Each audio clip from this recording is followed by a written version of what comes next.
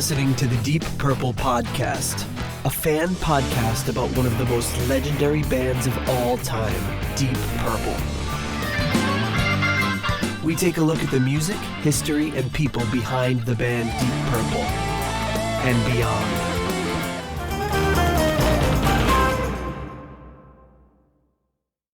Welcome to the Deep Purple Podcast, the first and only podcast devoted to one of the greatest bands in rock history, Deep Purple.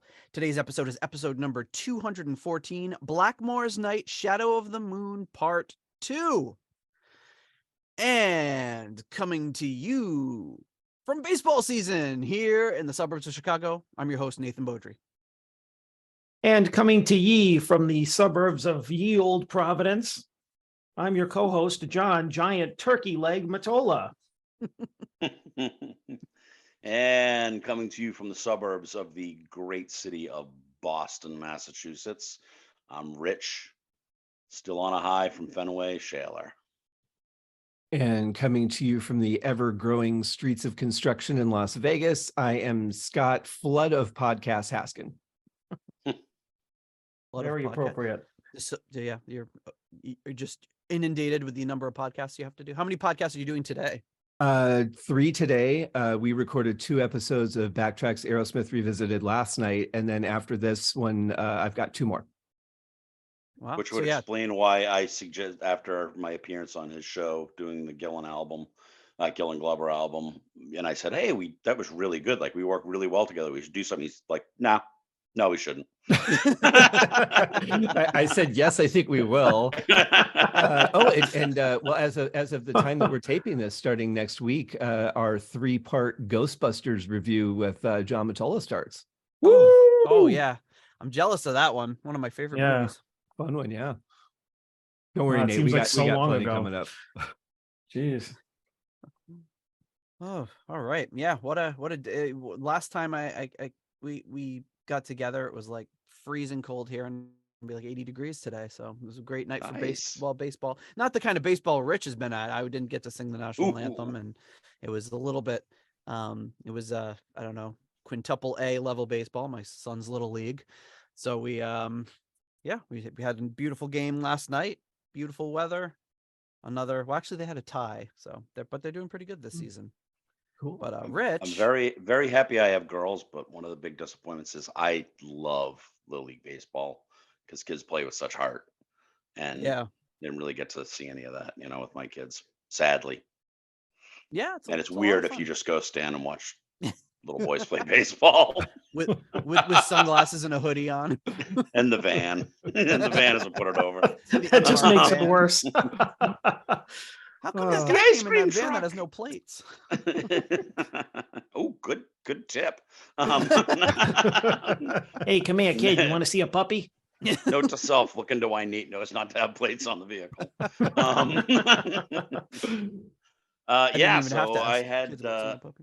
I had the experience of a lifetime. I got to sing the national anthem at Fenway Park, obviously the oldest baseball park in the country, and you guys obviously as well as myself growing up in the area. That's sort of like it's almost like a church in Boston. I mean, it has that kind of it's just got such history, and being able to even walk out on the field to me was exciting, let alone standing in front of the crowd and being able to sing our national anthem. It was awesome, just incredible. Very cool. Very cool. Yes. Yeah, well, you did a fantastic job. Yeah. Yeah, we couldn't be prouder. Guys. Yeah, that was I appreciate all the great feedback you guys gave me. It meant a lot to me, because I know if I had screwed up, you definitely would have told me, because I have it coming. Oh, Rich, that was a real stinker. Well, hey, it was really good, except that one note, like, that's almost worse than like, hey, you completely screwed it up. It's like, it was great. That one note just ruined the whole thing. Yeah, when my guitar players would ask me what I thought of their solo when we were at rehearsal, I would say something like, well, except for all the notes you played and the way you played them, it was fantastic. and in all fairness, that's something you would totally do. Oh yeah. No doubt. Well, I would say the greatest praise of all came from Pops, because I sent him the video and he responded back Rich, sang it the way it should be sung, not all of this BS of trying to jazz it up. And I told John, like, that to me, that's the best. I got a bunch of people actually said that to me, and that means the most to me because I really believe that the national anthem, there's a way to sing that song, and you really shouldn't mess with it all that much. And it would have been great if you did like a totally different. I'm gonna do it in 7/8 time. I did a new arrangement. Well, when I sent Rich the screenshot of Pops' text, he said, yeah, I'm glad I cut out the Mariah Carey runs that I usually do. He didn't want to show off. I didn't want to go into my whistle voice. Oh my goodness. So anyway, the Deep Purple podcast is 100% listener supported and ad free. So if you receive value from our show, consider giving us some value back. You can check out deeppurplepodcast.com for information on that. You can leave us a 5-star review on Apple Podcasts. You can buy some merch at our Etsy store. You can become a patron on Patreon or on PayPal for as little as $1 a month. You can also support us on Cash App, $DPPOD, or support us on Ko-fi. So, speaking of people that support us and all of that, we have that's right, another patron upgrade. This one comes to us from Michael Bagford. Hey, he's upgrading to the $6.65 almost evil tier. And he says, you guys want 66 more cents from a month for me? Well, here's an upgrade for you. I love the show and appreciate all the hard work that goes into it. Also, it's important that the Warhorse albums were showcased on the show so people know to avoid them like the plague. Keep on space trucking. Oh, yeah. I love that this show about Deep Purple has inspired people to self-promote their levels of evilness. Yes, he's almost evil. He's an aspiring evil person, but it is, I feel like I feel like we do a good service for people. We've probably sold, a fair number of albums over the years of people that were like, wow, I'm actually going to pick that up. I never thought about it before. But yeah, then there's definitely somewhere like, thank you. You just saved me the trouble of, I may have looked out for that one, but so it's a double-edged sword, I suppose. Has Warhorse climbed up the charts since this podcast started? Yeah, I haven't seen a big splash on Amazon record sales or it's right behind Dark Side of the Moon for right. Yeah, every so often releases. When they release one of those, it's like all of a sudden it starts charting, like Dark Side of the Moon 50th anniversary, it's charting again. That'd be great if Warhorse was like, wow, it's number 28 on the Billboard Top 40. Oh, Jesus. Why is that? Who is this band? Dance remix. More like number 828. 828 would be pretty generous, I think, 50 years after release. But speaking of our patrons, our executive level patrons coming in at the $25 Uncommon Man tier, we have Ovis Nakfi and Purple Maniac. At the 15 Squid tier, Alan Ain't Too Proud to Beg. At the $10 Good Doctor tier, Dr. Jill Brace and Dr. Mike Catan. At the turn it up to $11 tier, Clay Wambacher, Frank Thielgard Mortensen, Mickelstein, Will Porter, PhD PP. At the $10 Someone Came tier, Ryan M., Jeff Bryce, Victor Campos, and Better Call Saul Evans. And at the Hughesoween by 2033 tier, Mr. Fielding Fowler. All right, so we left you off last week with the first half of the album, and we're going to obviously cover the second half today. But before we get there, we do have something to take care of.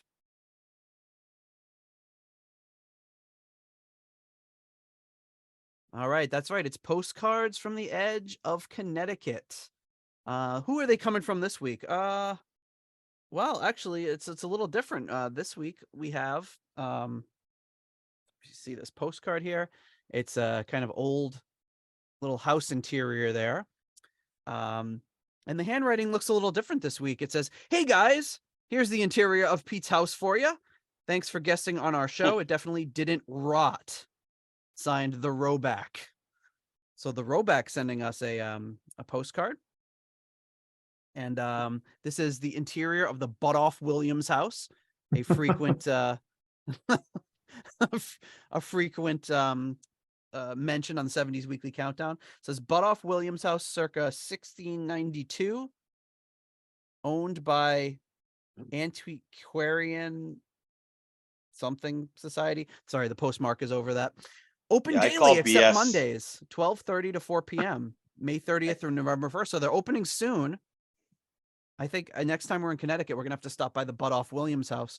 But that's not all. We have another postcard with slightly messier handwriting. This one is the 70s Weekly Countdown cardstock postcard. Hey, look And at it that. says, I got one too.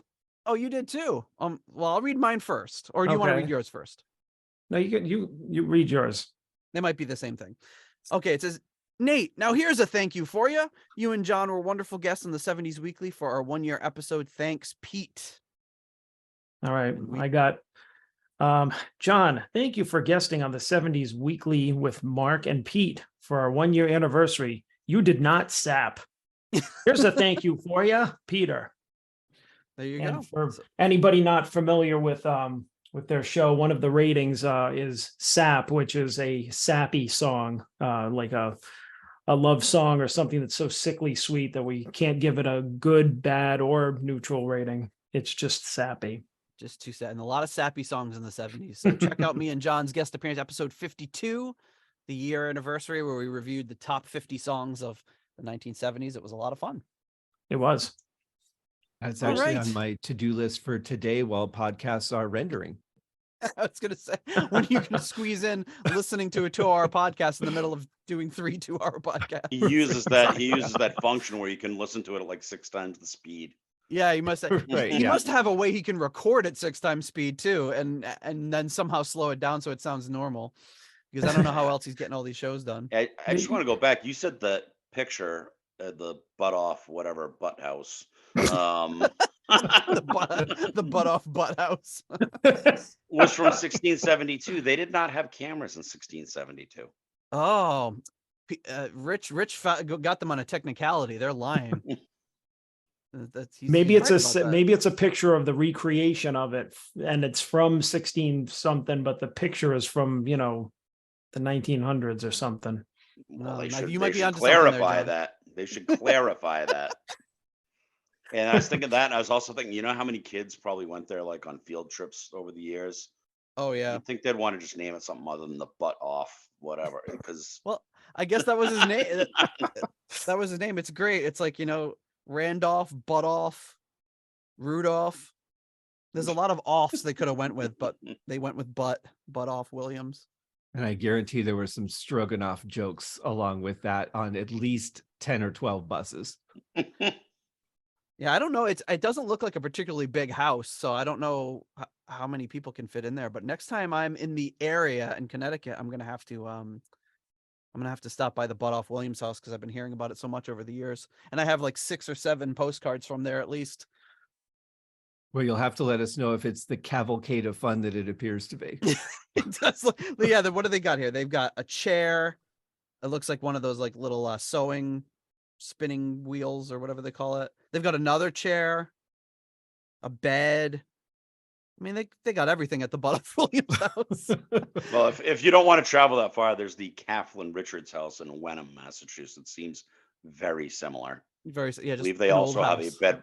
Believe they also have a bed warmer. Do they have a gift shop at the Butt Off Williams house? I wonder. No, of course they do. You can buy a little Right as you keychain exit. with your name on it that says Butt Off Williams house. And one of those little rocks with the googly eyes on it.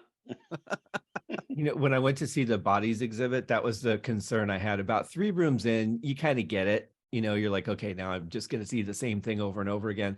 And I started thinking about, there's a gift shop at the end of this. What the hell do they sell? You can get a spleen, Yeah. a commemorative spleen. Yeah, like a Commemorative spleen. like a little kid's plushie spine or skull or whatever. It was fairly like half scientific and half toys, but you start thinking about that kind of stuff. Like all they're doing is like they're just reposing actual human bodies. What could they possibly sell at the gift shop? And that became my obsession through the other 18 rooms, and I don't remember anything else I saw. You can buy your own John Doe and make your own at home. Make it, yeah. DNA discovery kit. Is it like we're talking about body parts? I was at a physical therapy for my arm earlier, and places like that always amuse me because just very casually you walk in and there's just like a skeleton in the corner and it's got like a ball cap on, like sitting down, and there's like a computer and there's like, there's like a femur just like sitting there next to the keyboard or something. And like, I'm just like, you know what I mean? And they're just like, yeah, let me move this thing out of the way. Like it's nothing. If you saw that shit anywhere else, you'd be like, Yeah, get me the hell out of here.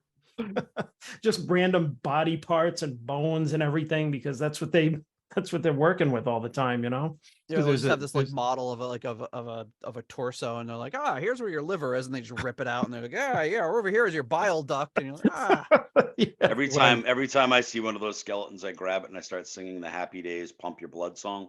I just do that thing where I put the quarters on my arm and try to grab them as quick as possible.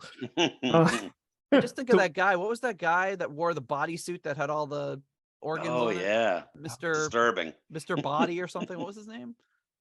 Not sure. I know exactly what you're talking about though. Yeah, he used to be on he was on like kids shows and stuff, and he was like he had like a skin tight bodysuit that had all the organs and everything and bones and muscles. Like he was, yeah. And I forgot what his name was, like Mr. Body or something. It was. I'm just weird. Realizing that there's a thin line between a doctor's office and a haunted house. Yes, that's true. Yeah, I actually saw that Mr. Body guy in a van over by the baseball game. Is it I thought you were going to say down by the river. Nah, that can't be it. No, Slim Goodbody, somebody else. Anyway, all right. So here we are in yet another coming to you in the early morning hours. Well, not that early. Yeah, it's especially early for you guys. It's early. It's almost earlier than usual. Early for Rich. So when we last left you off, we were discussing Writing on the Wall, the disco ABBA track from the album, and we're on to the second half of the album. So you guys ready to get right into it with the Renaissance Fair? On the nose, an on the nose track, Renaissance Fair. We already do that one? No. Pretty sure we did. No, we left off with Writing on the Wall, right? Yeah, no, we did. No, we went back. Oh, because we skipped one. I'm sorry. Minstrel Hall we went back to, I think. Yeah, right. No, we did Minstrel Hall, but we did not do Renaissance Fair. So right. Yeah, no, I know we went out of order, and for some reason I thought that was the one. Yeah. Gotcha. Which I'm expecting to basically be Minstrel Hall, but outside. Yeah. There you go. All right. Followed up by Pint of Mead. Get your flag. Bring on the turkey leg. Your flag at the ready, and here we go with Renaissance Fair. No, this is another do this one. Like 7 times. We've already done this one like 7 times. So this is another traditional song.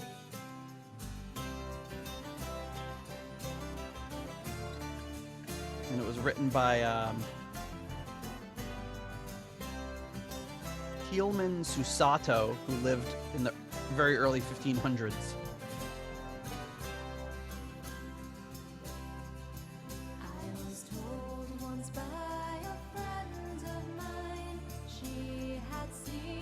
But obviously Blackmore and Knight have credits on this for the arrangement and the lyric.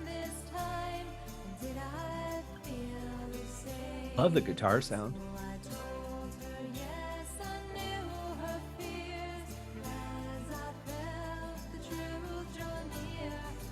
Yeah, if anything, this episode would be ideal for my cough switch not to work. So I just belch in the middle of one of these songs, liven it up a little bit. Let's still hope that does not happen. It'll just sound like we're at the Ren Fair. Yeah. Have enough turkey leg, you'll be belching for sure.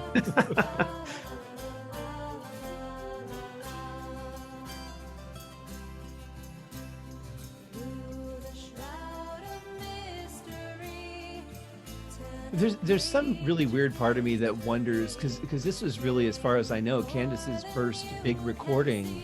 And I would imagine there was an element of nervousness. I wonder how many times she had to record parts, or if she just kind of like got it and went in and did it, or, took her a while for some of the songs, because her pitching is so flawless with the music. I know there's some stories of like people that were a little microphone shy or whatever, you know, recording in the dark or in a closet where no one could see them, or lying down on the floor. And I don't know if they had to use any of those tricks. Yeah. Or Ian Gillan, who just takes all his clothes off and starts recording. Make sure the lights are on. Right, yeah. Spotlights are pointed appropriately. So this is the same, based on the same thing that was composed. The composer is the same guy who did The Clock Ticks On, that they repurposed, and this is another song by him. I noticed there's a lot of waltzes in this style of music. Yeah, it would make sense, right? Wasn't nice.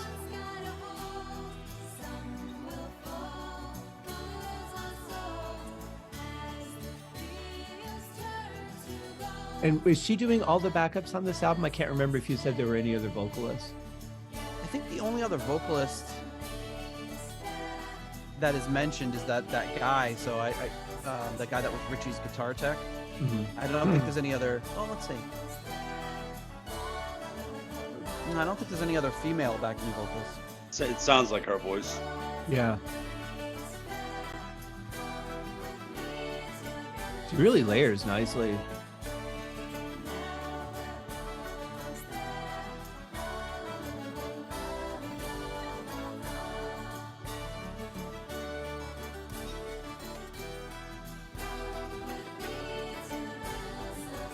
I like that the brass is really subtle too, because I feel like that's something that they could have pushed and ruined the song with. And it's real brass, which is good. The band's really tight too, because this is some technical playing. Yeah, well, like we heard that song where Ritchie and Ian Anderson were going off in unison there. It was crazy. Yeah. All right, come with me to the Renaissance Fair. So, John, have you been to the Renaissance Fair before? No, I don't. I've never been to one. No. So you're not there right now, then, is what you're telling us. Well, I mean, I'm kind of there. Okay. I got Captain America behind me. Because we go every year, so. No. It's Jen and I were talking about it last night, talking about specifically about you going to the Renaissance Fair. Well, and do tell. Oh, just like, you know, I guess there's different levels of what you need. Like, there's people that are dressed up and in character the whole time, and then there's just kind of like, then there's people that are in a different character, like, for example, maybe dressed as Captain America, or like as like some super goth kind of person, or it's like, so there's like lots of different layers of the people that are being historically accurate. The people are just dressed up as like fantasy, like wizards and stuff. People who are dressed up as Marvel characters or Darth Vader. You just never know what you're going to see. But then there's like just the normies that are dressed like, there's me showing like up in jeans and a sweatshirt, being like, yeah. Then there's me, freaks. right? I'm showed up exactly like I look right now, but you know, with shorts on probably, and just with the kids and having a good time. So it's like you see all of these different levels. And we remember one time, like, these people we were sitting down at a picnic table trying to have lunch, and like these guys at the next table over were in full character, trying to talk about their websites, but trying to stay in character too. It's like, oh yes, have you used the new scribe system? Oh yes, you enter in a series of letters. It usually starts with 3 of the W's. Oh yes, my good sir, I have used that. And so they're trying to exchange information about each other's websites, but they can't admit that they're not, you know, in the 1500s. So there's, and we always just, that's like our quintessential Renaissance Fair memory, is these two these two nerds who can't just break character for even 1 second. No, it's the what is the one out here? King Richard's Fair. Oh, okay. Yep. I know that, like, you know, when I was younger, my friends and I had wanted to, like, they have been like, oh yeah, you know, it's like a thing to do or whatever, but we talked about going, never went. And now I have even less interest, not so much that it's a Renaissance Fair, but that there are people around. So, you know, it's, yeah. Well, my idea of John going to the Ren Fair is John getting out of the car, getting halfway through the parking lot, looking around and just going, nope, and walking back to the car. I'm good. You're missing out on some poorly staged jousting, my friend. Well, depending on how by us, far it is, you know. the jousting they do is actually really good. It's incredible. They do like an amazing job. So we usually get there at a certain time, and basically by the time you get, it's huge. By the time you get to the back where they do the jousting, it's usually around lunchtime. We see the joust, and then we kind of start making our way back. But it's impressive what they do. I mean, they're riding those horses, full armor, like full speed, and hitting each other with those lances. It's crazy. I know a couple of people that actually do that. I don't know what it's called, but they do the fighting where they dress up like knights, like really full, serious, heavily weighted armor, and actually beat the shit out of each other, like with real weapons. And yeah, dinner theater. I've only been to the Ren Fair one time. It was I think it was the year that I moved to Phoenix, and I just didn't enjoy it. It wasn't a thing for me. But there was a comedian, ventriloquist called the Dead Bob Show, which was a lot of fun. It was him. The guy was like a henchman, and he had a big hood over his head. And then he had his little dead guy puppet. And he just passed away recently, which is a bummer. But the Dead Bob Show was absolutely the only highlight for me. And there were a lot of people making candles. Yes. Yeah, I don't know if we wouldn't go. I'm pretty sure we wouldn't go without the kids, but we started going. The kids are young, so now it's kind of our annual thing. It's pretty good. It's pretty fun. I went early on just because it seemed Dio-ish, you know, and then then I, you know, same thing when, you know, my kids came around. We went a few times with the kids, and yeah, it was always fun. And actually, that Dead Bob guy was there. You know, they must hit all the Renaissance fairs as they happen. And you're right, he was really funny. And they, you know, like, they have little girls, so they had, like, you know, princess going around sprinkling fairy dust and stuff, and the kids loved it. And yeah, but the jousting is no joke, man. Oh yeah, those guys could really get hurt if somebody yeah. messes up even slightly. Yeah, yeah. But they know what they're doing. I crack up by how seriously some of the people take it. I just can't. I can't help but mock them, because they're just being so serious about it. You know, the king and queen, you know, make way for the king and queen. And you're like, how dare you look at them directly, and like, shut up. You know, go back to quick copy. They should take like a loom and call it the never ending wheel as a tribute to Ronnie. There you go. I love it. The one that the part my kids still talk about to this day, though, was the mud pit. I don't know if you guys have that. Oh, yep. And like, I think they still have nightmares about it. The guy eating the mud. They're like wrestling around the mud, and the guy takes a big fistful of mud and eats it.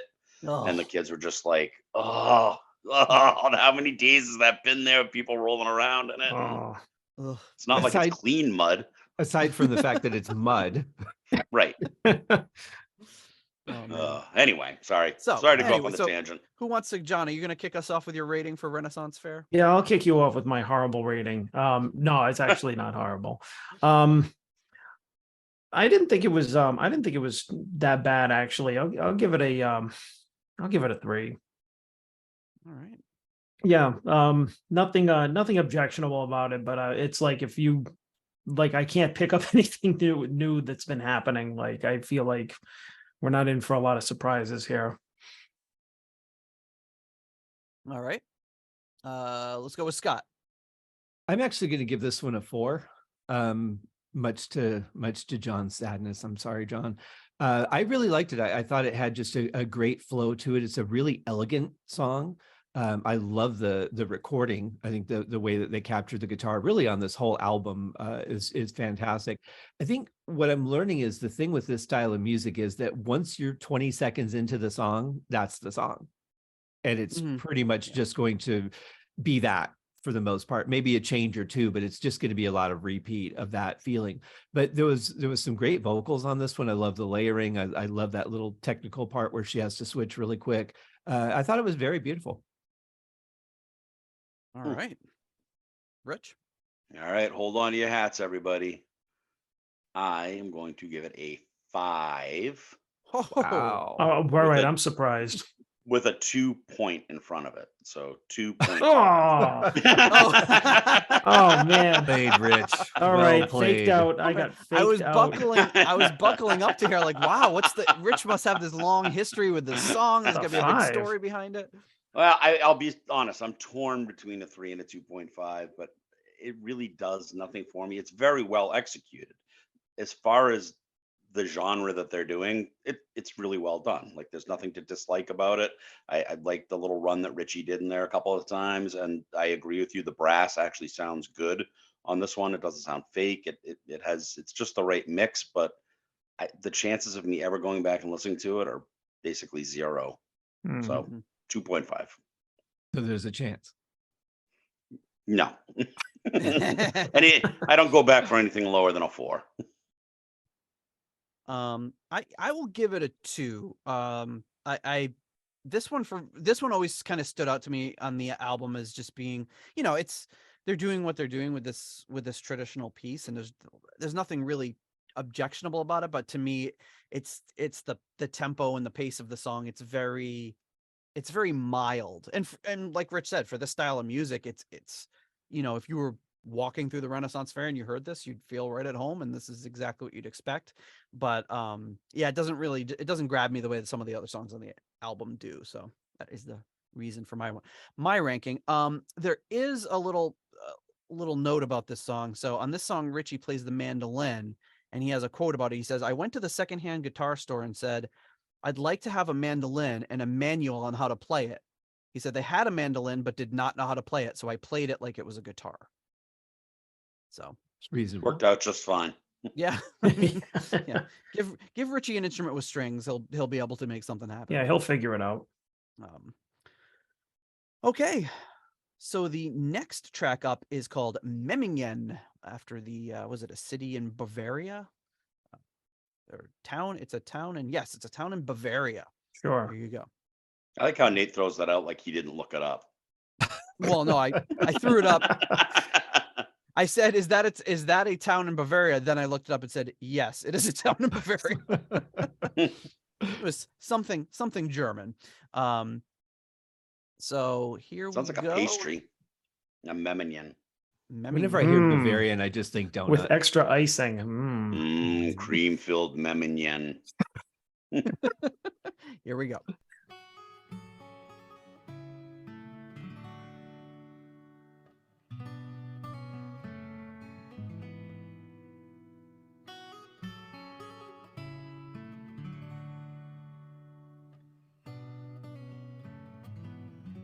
And this is an instrumental by Blackmore.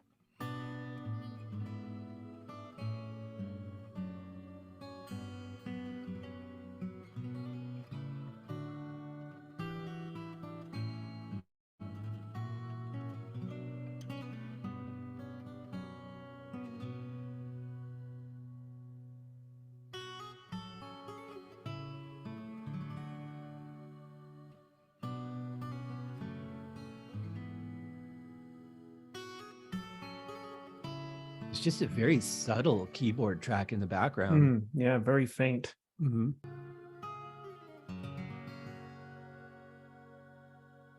Just kind of gives it a little extra something without like being intrusive. Couldn't even tell. It almost sounded to me like very faint vocals, like a little choir almost, but it probably was like some sort of flute patch on a synth or something like that. But it's very very subtle. Kind of matches Candace's vocals a lot. It sounded, that's why it kind of sounds like a pad at some points. At first, I thought it was just like her triple tracked or something. It might be, for all we know. Could be. But yeah, it's a pretty short one. Ritchie says Memmingen is a medieval German city. On the city square, a kind of theater play happens every 4 years. Everyone is wearing antique clothes. The setting is authentic. Really fascinating. I have been there once and dedicate the song to the tradition.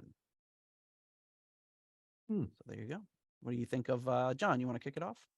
Cream-filled Memmingen. Going into the song with that, I'm like, okay, now I'm laughing. 3.5. I thought it was really good. I didn't find like if you listen to it on its own, I didn't really hear a lot of traces of Renaissance music, which is probably it's his best trait. That's why But he you know likes what I mean? He didn't like he didn't he's still Ritchie, you know what I mean? It's just like that could have been on Deep Purple album. It could have been you know, the the beginning of like um Soldier of Fortune or something like that, you know what I mean? So but I mean he's still a great acoustic player. It was a nice little piece. Didn't seem tied to any kind of style overtly. So I liked it. All right, Rich, what do you think? I agree wholeheartedly. 3.5 on that one. It's sort of what I was hoping this album was going to be before I had heard it. A lot of Ritchie playing that type of stuff. Reminds me a little of the Triumph song there, Petite Etude, or whatever it is. I don't know if you guys remember that one. It's just a little classical piece. I used to love that in high school. I'd listen to that nonstop and pretend I was playing it, which I clearly wasn't because it wasn't very good. But yeah, I like this because it seems a little more in his element.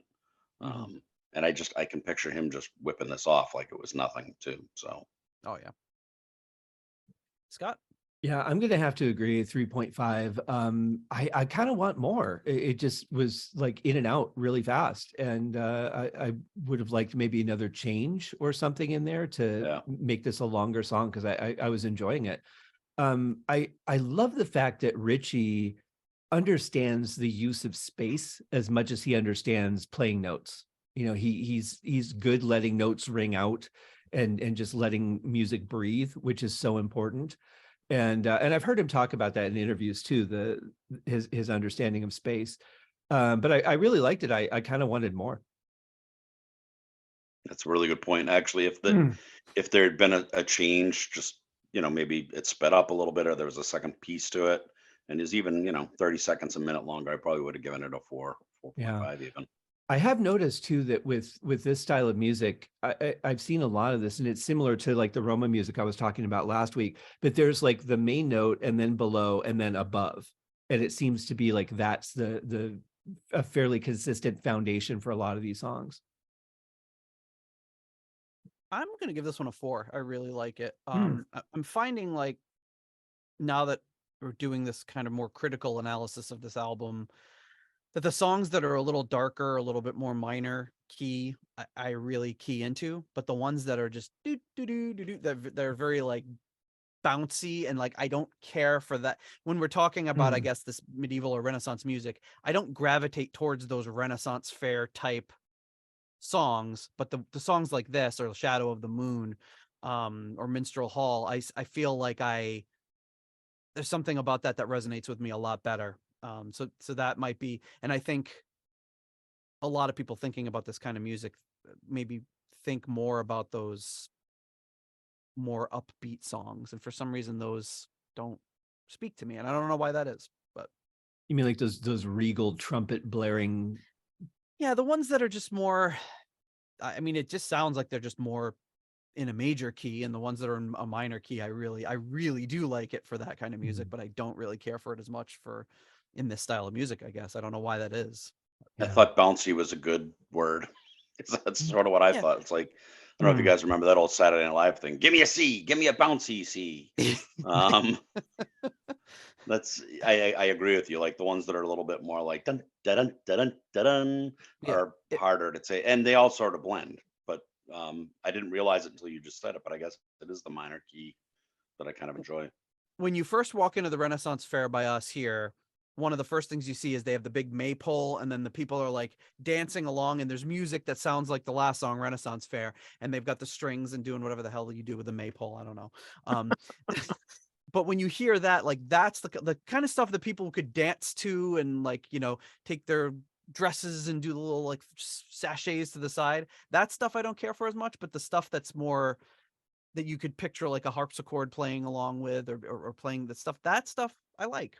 And why that is, who knows? The more Who knew frosted that tips Mottola music. Yeah.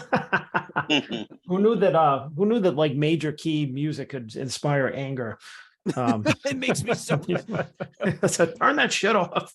Well, we'll have to keep track, but I wonder if those aren't the songs that are more brassier too. Maybe. And I that don't know. might And be part of what you're not liking about it. And maybe it's just like the style of the music is just, in other styles of music, like in rock music, I have no problem with a upbeat, happy major scale song. But in this style of music, there's something about that kind of waltzy, bouncy, happy sort of thing that I don't care for. I wouldn't say it makes me angry like John did, but it just doesn't resonate the same way. Nate walks in, seeing him dancing around the maypole and sashaying, and he's just seething like. When we go this year, I'm gonna be like, boo! Well, that's just heckling. That's just being a dick. And then someone in the crowd will work be sucks. Someone in the crowd will be going, "Is that boo or boo earns?" Doth that be it, boo earns? Is that boo or boo dree? Now, is it true they named the tree maple after the maypole because that was the kind of wood they always used for it?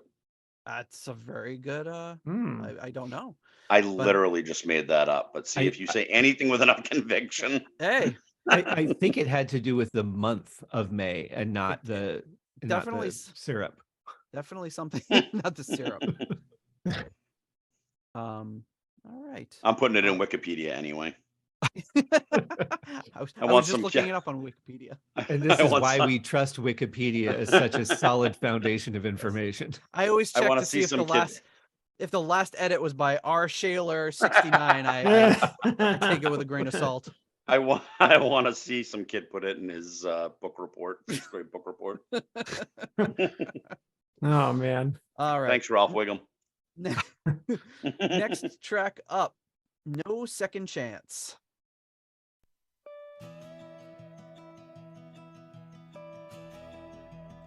It sounds like anyone's daughter. All of a sudden, that little slide. That might have been the last time he did that.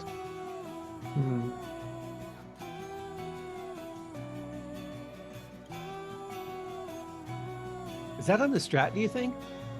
Yes. Sounds like it.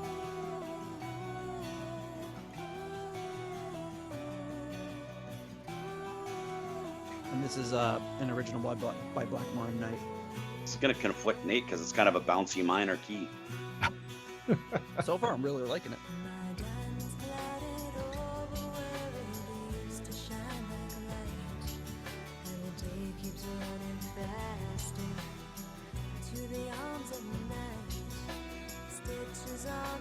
Kind of reminds me of Turn the Page by Bob Seger, oddly enough. Yeah, I can kind of hear that. It's so funny. Just picture Candace singing Turn the Page. They are known to do covers. I smoke the day's last clove cigarettes. Smoke the last turkey leg.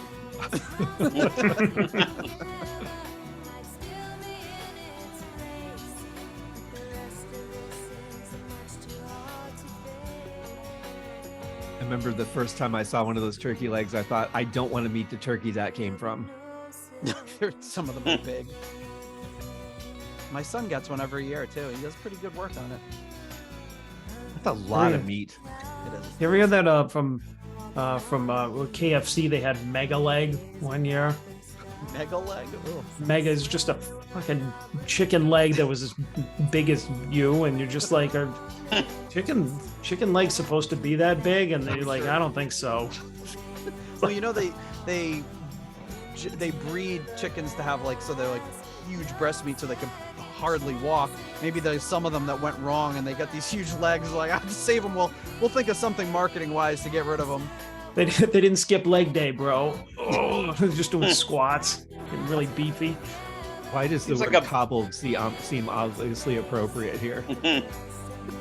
It seems like there's better use for that technology, the giant breast thing.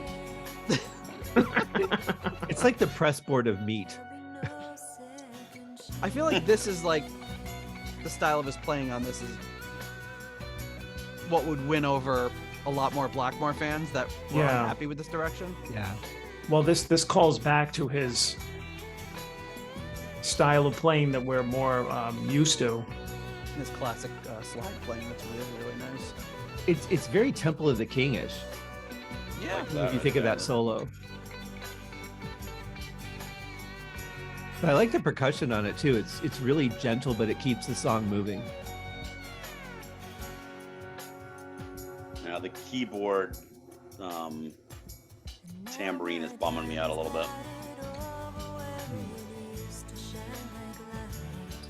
Oh yeah. It's a little too perfect. And I don't know what that is. Maybe it is a snare. Whatever's filling the spot of the snare sounds. I think it's a rim shot. Yeah. I like the sound of it. That's the one thing I have to say when people program percussion, and I hear this a lot, is that they usually program like one or two measures and then just copy and paste it. So it sounds exactly the same every time. And I don't like to do that because I want everything to sound like it was played live. So sometimes you're going to hit it a little harder, sometimes not as hard. It's got to feel alive to sound real. Yeah, the program that I use that we're using to record right now, I'm sure yours might too. It just you can change the velocity of the hits for each one. So you can just kind of randomize them a little bit, which works really well.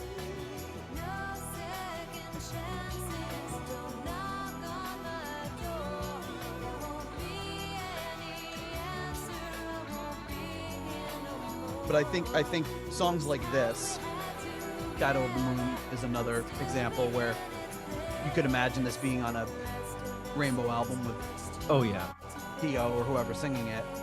Probably mostly Dio era stuff. Yeah, I can't hear Joe or Graham singing this.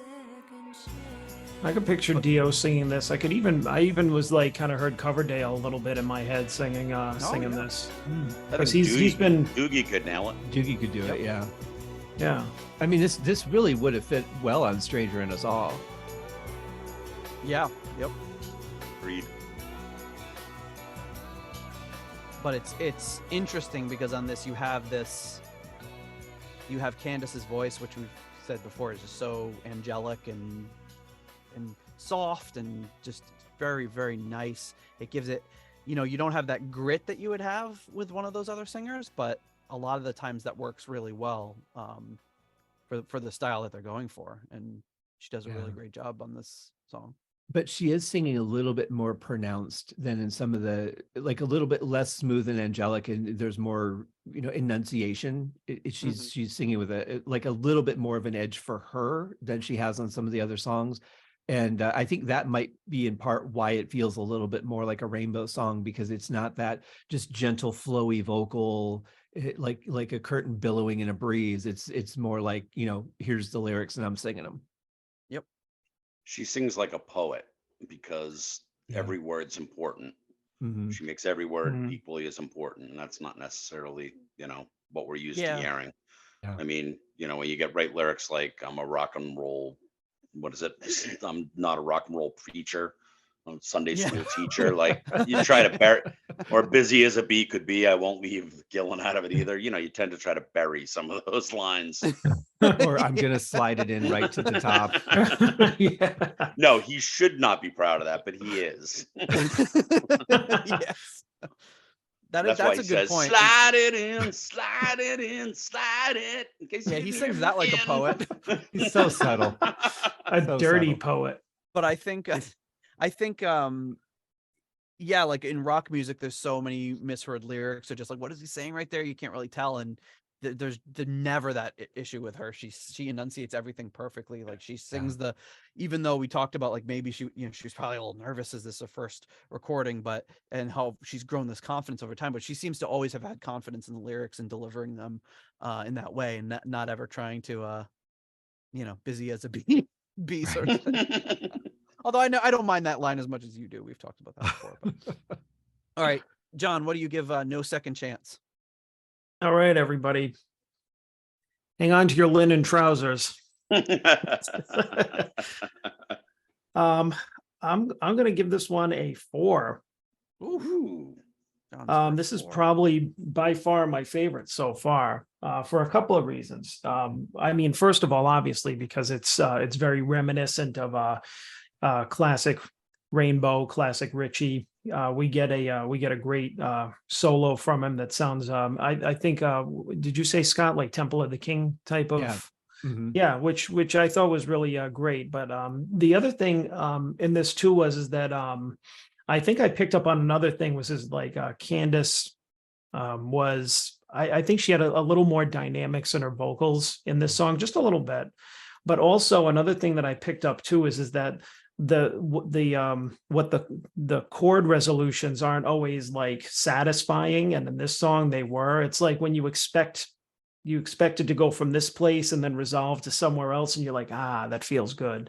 And it's like, and they don't do that, and like that's why most of the songs I'm expecting it or I want it to go somewhere and it doesn't. I'm like, and this one it does. It that kind of minor thing, I think at the end of the chorus, mostly. And so it's like I just feel like the chords and the melodies resolve to something maybe a little more traditional, I guess. Maybe that's what grabs me more. But yeah, I agree that this would be at home on a classic Rainbow album.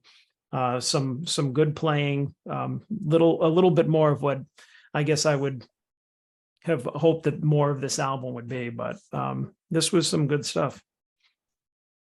Awesome. Scott? I almost dropped my tankard when you gave that rating. Yeah, I'm going to go 4.5. I think this was one of the best songs on the album so far. And thinking in terms of Temple of the King, it was like all that playing on the first string with no distortion, just that really clean, warm sound that he has, and it's just so classic Ritchie. But I love the song. I thought Candace's performance was great. I absolutely loved the mix on this. Yeah, I agree with Rich on the tambourine. I see what you're saying there, but I think it was just in general, it was enough to push me through to a 4.5, and it was a great song. All right, Rich. I think I'm gonna go 3.5. Although you guys almost swayed me to a 4, but I'm gonna go 3.5. I loved the Ritchie playing on it. I liked the way she sang it better, less sing-songy. But I still don't see myself going really back to that song to ever listen to it. I mean, if it was on, I would enjoy it, but I would never be like, oh, you know what song I want to listen to? So for that reason, it gets a 3.5. All right. I will give it a 4 as well. I really dug that one. I think, yeah, that style, I'm looking back at the songs I've given higher rankings, and they all seem to kind of fit in this mold for the most part. I think I just really like their originals a lot more than I like and I know that they do a pretty good mix of taking traditional songs and other covers and things like that. But I think I just gravitate more towards their originals. I like their songwriting and how they structure their songs. And when they write songs in this style, I really dig it.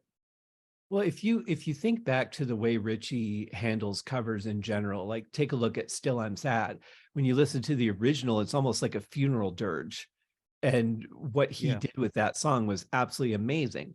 I didn't care as much for the remake as I did the original one from Ritchie Blackmore's Rainbow, but he really knows how to take an idea and turn it into something else. So I would be curious to hear some of the traditional versions of some of these songs that they've, kind of given new life to and compare and see what he's really done with it. Yeah, for sure.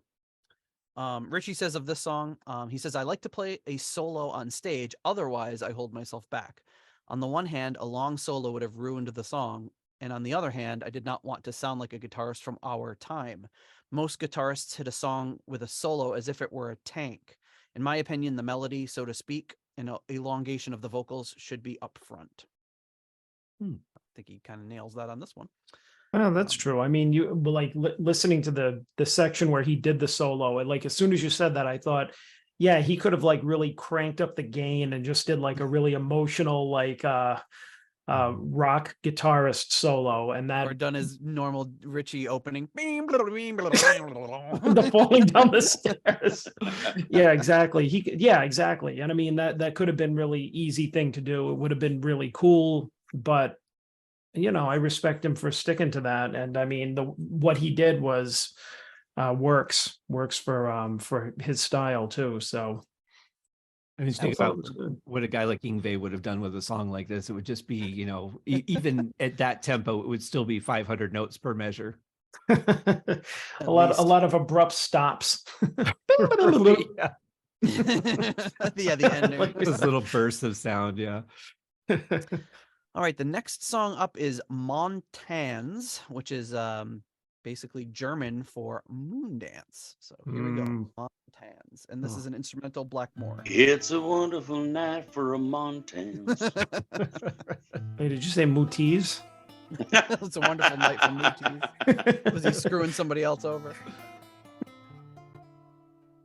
The music he screws people over to. When he's ignoring your calls about the fact that you can't get into your rental property. He's listening to this in the dark. So this reminds me of, our friend Paul's dad, he was the minister at our church, and he had just walls and walls of classical CDs, and this sounds like something in his study, and this is like something I could just hear coming out of his study that he would be listening to as we were playing video games in the other room. He listened to a lot of Renaissance music. His study actually looked probably like the backstage at a Blackmore's night concert looks, with like crumb horns and recorders and Oh, wow. penny whistles.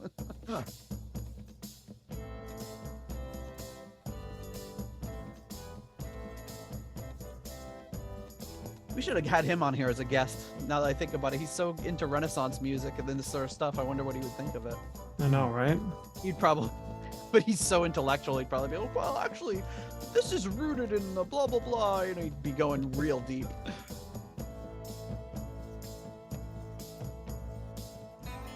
And in the meantime, we're sitting here going, cream-filled mem-again. Why is Ritchie's foot on fire? Yeah, exactly.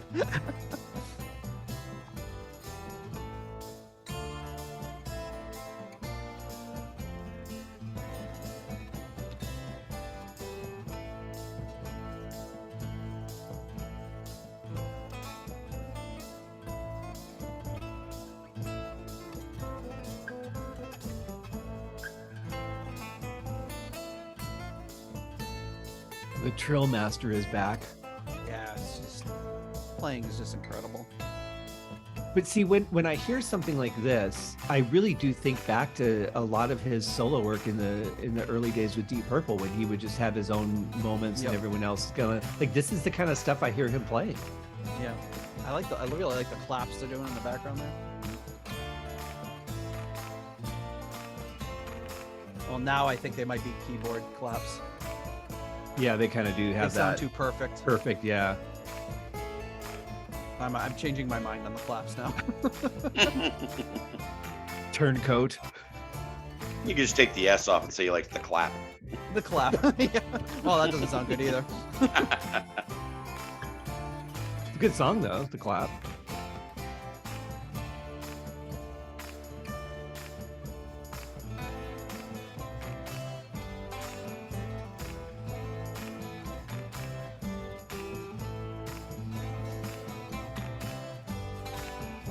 Yeah, as we're going through song after song, I'm especially with some of these more traditional ones, I'm really seeing patterns in the progressions. It's like they had 2 or 3 different foundations for the songs, and then they just built on them from there. Well, no, see, those sounded like real claps at the end, weren't they? Like, No, it sounded like people popping bubble wrap or some shit.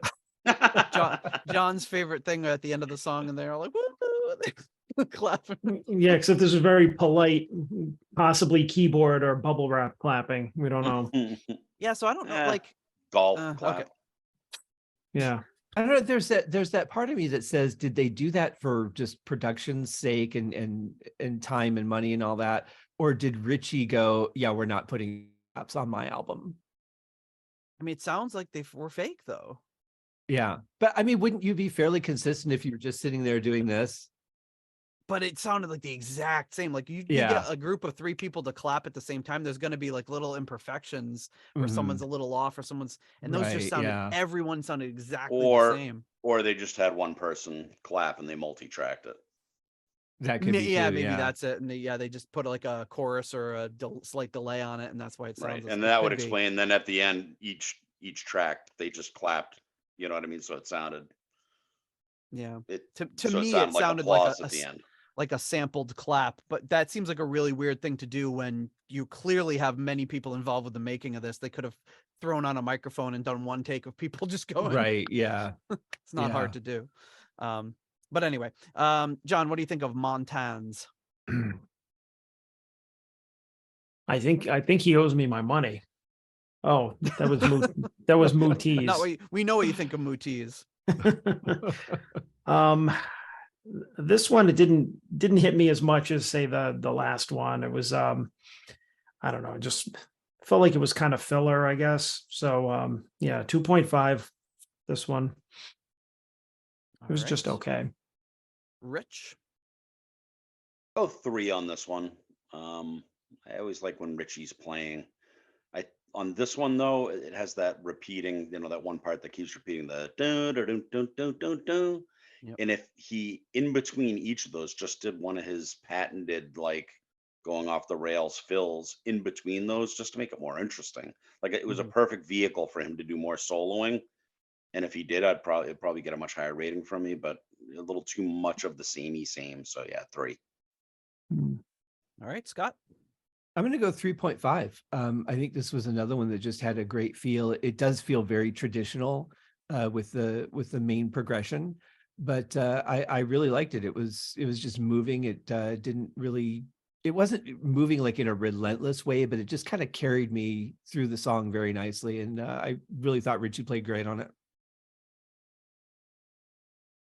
All right.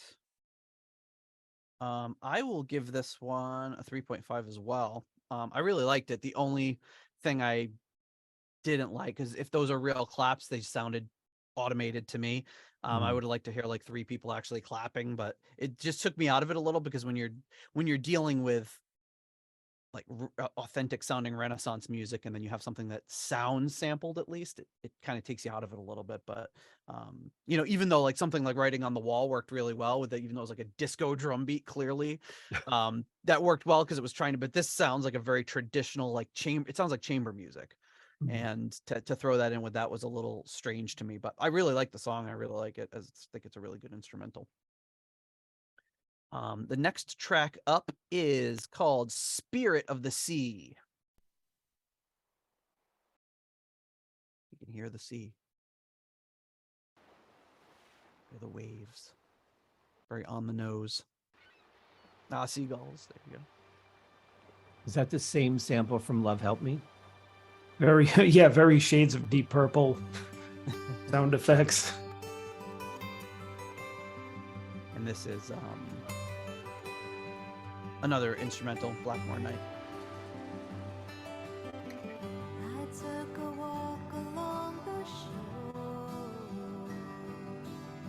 to clear my mind about the day. I saw a lot of singing for an instrumental. Yeah, did I say it was an instrumental? Yeah. I think you meant original. I gotcha. Well, except for the vocal parts,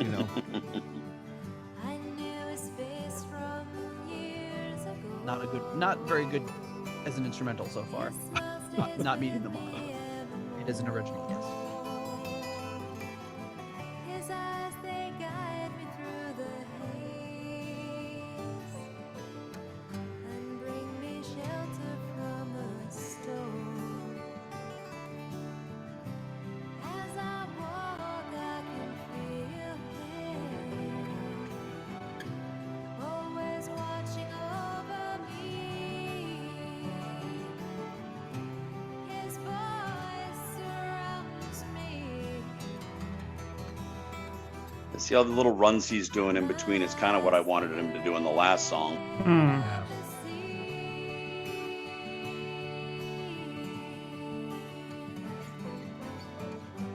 went away so long ago.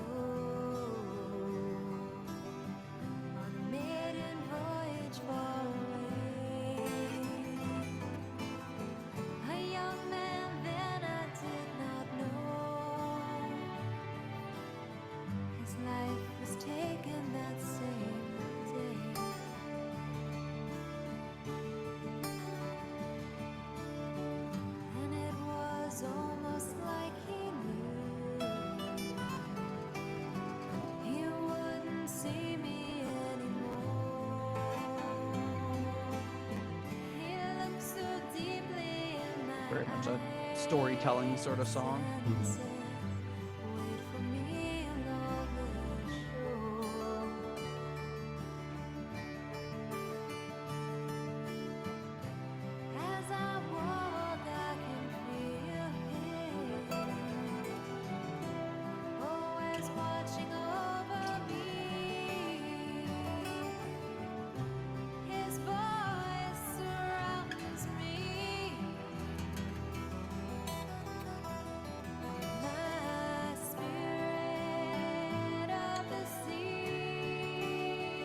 I don't know what the song is about. What is the spirit of the sea? Who is it?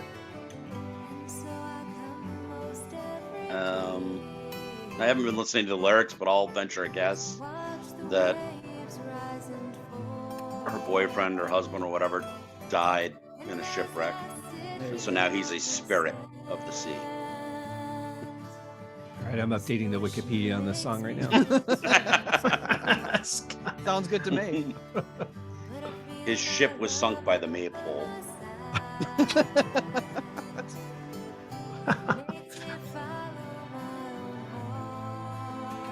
Yeah, now that I'm looking at the lyrics, I think you're spot on with that analysis. Really? I was just making it up. No, I think you're right, man. You know, he went along on a maiden voyage. Like Rich said, say anything with enough conviction.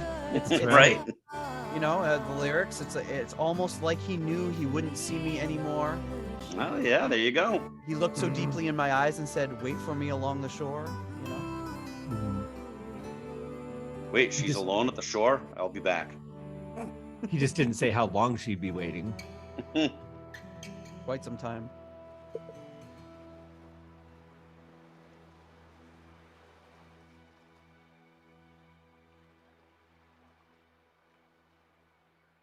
A sad, sad song. All right. Spirit of the Sea, John. It was all right. I'd say I'd give it a 3. It was like it was a pleasant listen. I think that's the thing with anything with her vocals is always pleasant. She just has such a gentle, angelic sort of voice. It's like you can't listen and be like, oh man, this is you're not gonna get something that's objectionable or something that's like, oh, it hurts my ears. Too hard. Yeah. No, yeah, like listen to like if Candy Gibbons was singing this or something. Jesus. Oh my God. Could you imagine? Have you guys seen the clip? I think it was Marvin Gaye. There was a bunch of musicians on stage, and there's like John Lennon and Marvin Gaye and Yoko Ono's beating some kind of drum. It was a Chuck Berry. Chuck Berry. And then she pulls out the microphone and starts making the most hideous sound. And the look on his face Chuck was Berry's like, face. if you weren't filming, I would cut her throat. And I thought, yeah, this is why everybody hates her as a singer, because that's what they think of. Yeah, you know? yeah. Oh, Yeah, I was hideous. like, he's giving the look to her like, you're lucky John Lennon's here right now. He's saving you. Oh boy. Rich, what do you think of this one? Yeah, I'll go 3. I actually liked it. I like Rishi's playing a lot in it, and I'd add it to like a mellow playlist, you know what I mean, where it's just kind of in the background, you're mellowing out to it, and because it's nice and I enjoyed it. But it's the first song I really heard the nervousness in her voice, or the lack of confidence or something, that I think if she re-recorded it now, she'd probably give it a completely different delivery, having the confidence that she has now. But she sounded a little more vulnerable in this one. Maybe she's going for that for the song, but it came across more as nervousness than it did inexperience, I guess. That's interesting. I took that more as the longing and the loss than I did nervousness. Like I felt that was part of the intended performance. I'm going to give it a 4. I thought it was a good story. I thought she really made me feel like I was kind of like next to her, feeling her longing. Again, great playing from Ritchie. The only thing I didn't like was I thought the background was a little bit louder. I would have liked a little bit more Ritchie in the mix and a little bit less of the background. But other than that, yeah, I really enjoyed it. Yeah, and I don't know if it's my setup, but I feel like on some songs her vocals seem a little low, like they should be brought up a little bit more in the mix. I don't know if it's an EQing thing or maybe it's just what I'm listening to it on right now, but I would give this one a 2.5. I think it's, an average song for them. It's a little too, even though it is again one of those kind of more minor songs, I think it's a little too the tempo of it and everything. And I generally don't gravitate well to like story songs like this. Probably just because I'm stupid and don't really listen to lyrics very, very well. Man, neither do I. Yeah, but neither does Rich, but somehow he correctly guessed what the song is about. Rich doesn't need to listen to lyrics, as he's just proven. I can feel it. I can feel it. You could feel, yeah, exactly. You could feel what she was delivering. So, well, before we get to the next song, I have a little bit of maypole trivia. Oh, for you guys. So, because I respect the deep dive of the Deep Dive Podcast Network, and how Nate, you always dig for these little facts. According to the dictionary, the maypole is a painted pole decorated with flowers around which people traditionally dance on May Day, holding long ribbons that are attached to the top of the pole. And the sentence is, the school children dance around a oh, I just ruined it. I don't know. School children dance around a pole. But yeah, so it's related to May Day. There you go. More of like a winter is over kind of dance. Well, at the Renaissance Fair, when they do that, they have all the ribbons and they do this dance around each other and get them tangled in a certain way. But then they dance the dance in reverse and get them all untangled. It's actually kind of cool to watch. And there's some perv hiding in a bush that's really enjoying that. Tangle those ribbons. Well, at least I know what I have to do later. Put Scott's face in a bush. You wouldn't be the first. Whoa, man. Hey-o. All right. With that, we're going on to green sleeves, not 16th century. This is 20th century. Funny, he calls his version of green sleeves 16th century green sleeves, and he calls this one regular green sleeves, but this is regular green sleeves, arranged by Ritchie Blackmore, composed by the famous composer Anonymous. I love his work.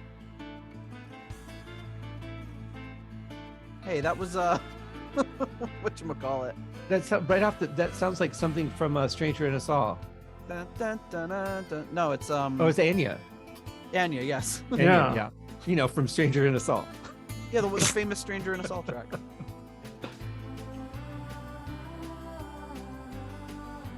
Yeah, see, this is the kind of shit that I don't.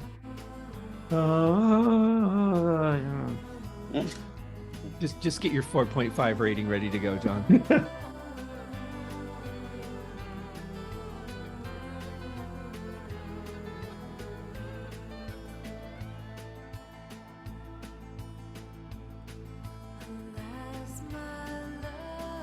I do feel very much like this is a drum machine.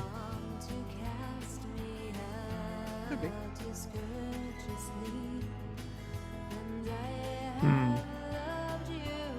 No, come on, listen to those ghost notes. They're so ghosty you can't hear them. I really feel like this album is pretty eclectic. I feel like they're really trying to figure out what they want to be, and they're just saying, all right, here's all the different things we did. Let's put it together on the album and see how it does.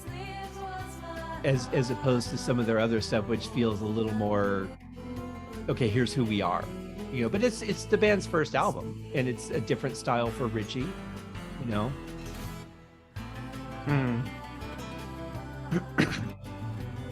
I like that. I like the hard stop and the gypsy, and this.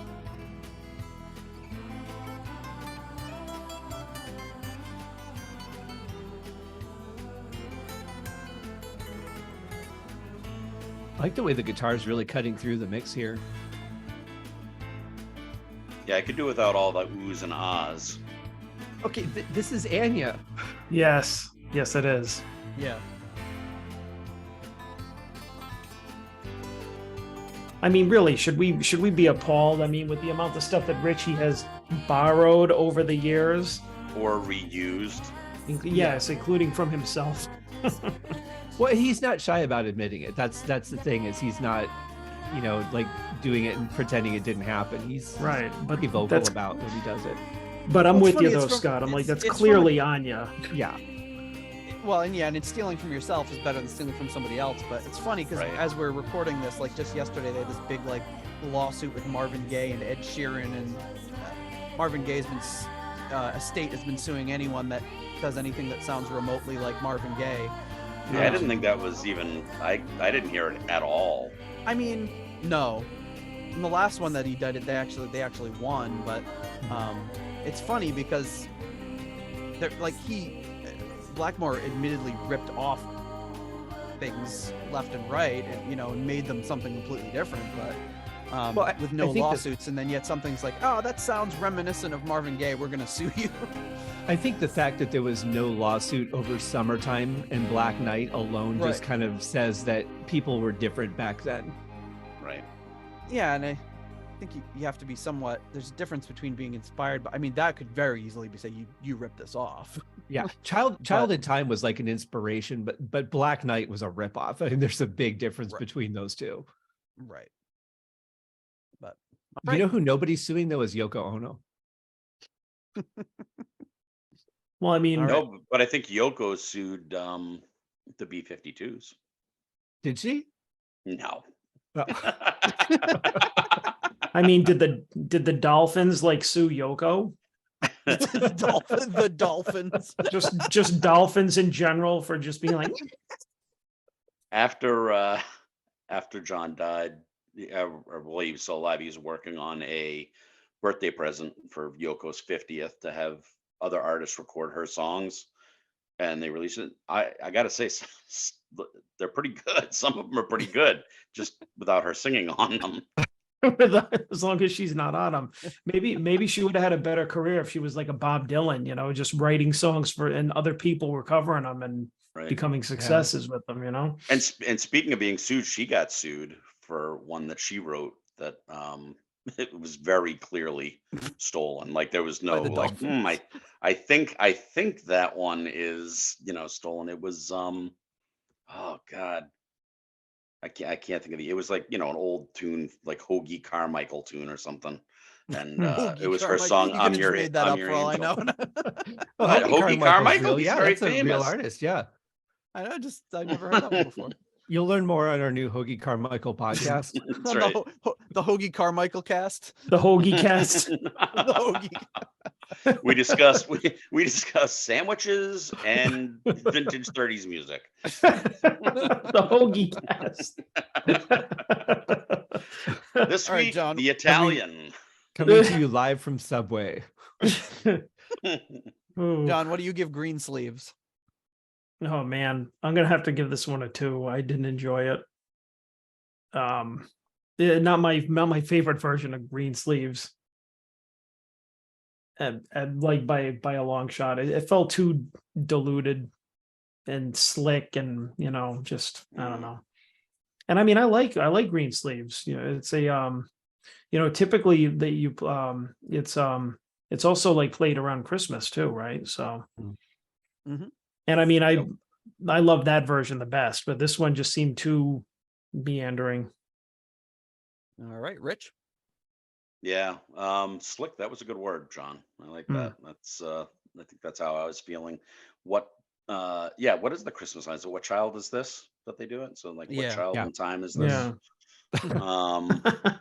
Child Yeah, in Time Clock business. I'm gonna go 2.5. I think it's fine. I did really enjoy some of Richie's playing, but the layered, oohs and ahs really take away from it for me, which is what I think adds that slickness. I would rather just hear Richie rip. She could have sang the verses the same, and it would have been a much better song. All right, Scott. Yeah, I'm actually going to go to 2.5 on this one myself. I could swear they've done another version of this that was much more powerful. I can hear her in my mind singing it, but I this is a song that could be sung with some real passion and have some just really good emotional moments. And this was just a nice flowing song. And if it wasn't Greensleeves, I probably would have liked it better. But I think my expectation for that song is a little bit higher. All right. I'm with John, and I'll give this one a 2 as well, kind of for the reasons that he stated. Yeah, I like Greensleeves a lot too, and I think there's a lot that you could do with it, but this one just kind of, for me, falls a little bit flat. Okay, so next track up is Wish You Were Here. Any coffee money, I'm out.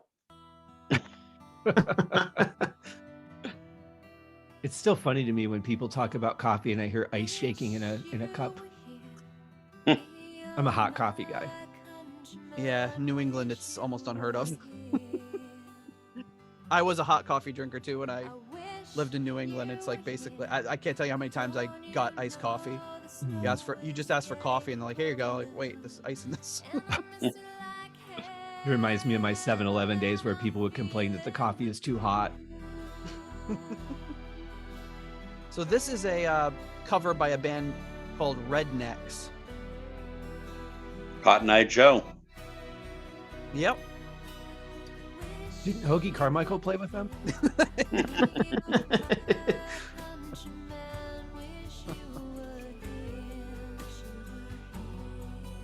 Hoagie Carmichael sounds like a made-up celebrity from The Simpsons.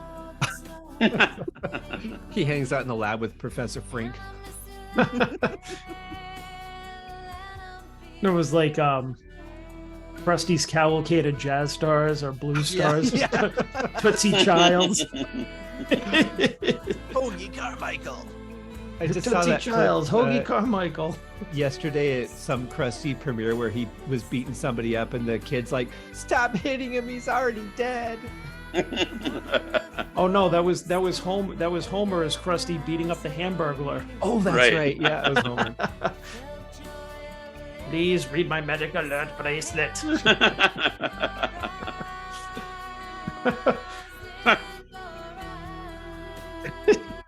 It's the name of the sub shop that Homer goes to. Hoagie Carmichael's. So this song was from an album called Sex and Violins, which is the same song that the same album that has Cotton Eye Joe on it. And isn't Sex and Violins also a Great Cat album? Is it Sex SECX or SEC? It is not. It's spelled the normal way. Oh, I want to say the Great Cat had an album called Sex and Violins. The Great Cat.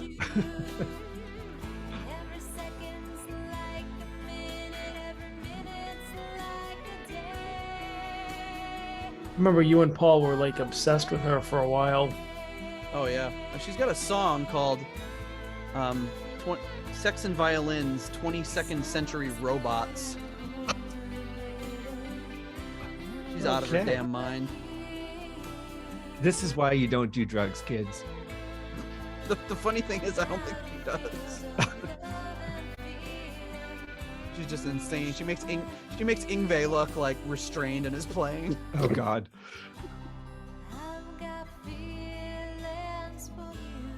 Yeah, and I'm not familiar with the original of this, so I don't think anybody is. I can't believe it's the same band that does Cotton Eye Joe, though. Yeah, it's very strange.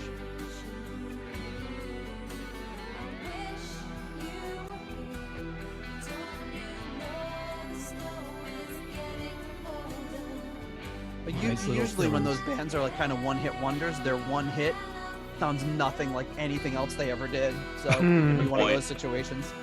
They threw that on there as just like, we'll just make this funny song. And it's almost like they hired writers to do one song to get them on the charts, and they're like, if people just hear us, they'll love our other stuff. Yeah, exactly. That's why a lot of bands used to do covers, was just to get on the radio and get noticed, and hope that would kind of push them through the door. Kind of like Purple did in the beginning, but Purple did it because they just didn't have time to write their own music.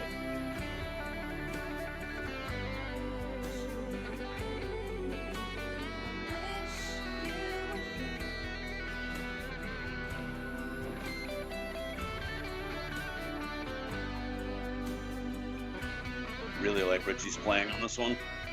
Yeah, it's really good. It's nice to hear the full-on distorted strat.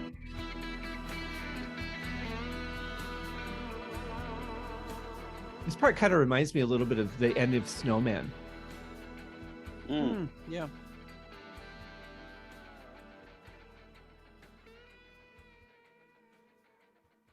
So on the Wikipedia entry for this song, someone put in Blackmore's Night, the band by former ex-Deep Purple and Rainbow guitar player Ritchie Blackmore with his wife Candace Knight recorded a wonderful rendition on their 1997 debut album Shadow of the Moon. So not exactly unbiased, but it is Love true. R. Shaler, May 4th, 2023.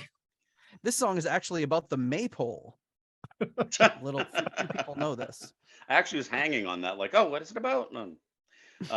Yeah, so just before we depart too far from Hoagie Carmichael, he did write a song or two you might know. Stardust. God forbid we get too far away from that on the Yes. podcast. Listen. And first of all, his name, I swear to God, I'm not making this up. His real name was Hoagland Howard Carmichael. Who's named Hoagland? Apparently, Is he related to Him. Butoff? Where's his Butoff. museum? Yeah. Twin brother of Butoff Carmichael. AKA Hey, but I'll tell you- Hoagie Butoff.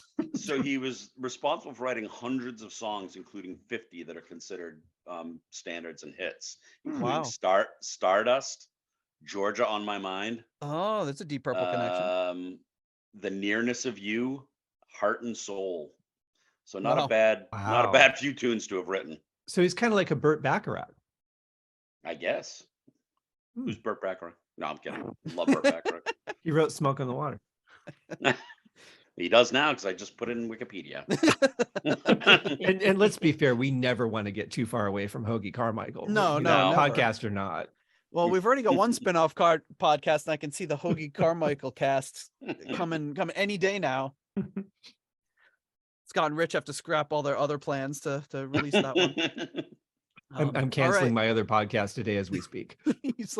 he's contacting all of his other podcasts. Sorry guys, I'm out. I'm putting everything into the Hoagie Carmichael cast. That's right. I knew as soon as I get off, I'm going on Discord and asking people to make connection between Hoagie Carmichael and Deep Purple.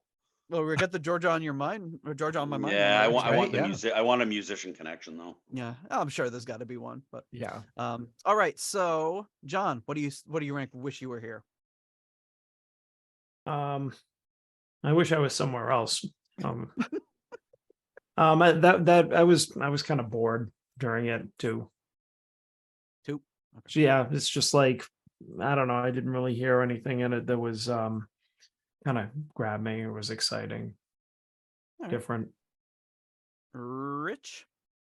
It's actually one of my favorites on the album. That one and the Writing on the Wall. I'm going to give it a 4. I would give it a 4.5, but I hate the one line in the song. It's not Candace's fault. I'm sure they wrote it this way, but I miss you like hell. I don't know. It just doesn't work for me. I mean, it wouldn't be better if it was heck. I just wish they, miss you so miss much. you like heck. Or, That would actually miss be way you- worse. yeah, I like miss you so much, or there's so many other possibilities, but just miss you like hell. And I'm feeling blue. I don't know. It just doesn't work for me. But the song as a whole does work for me. I love Ritchie's playing on it. And I mean, I think it's just a nice ballad.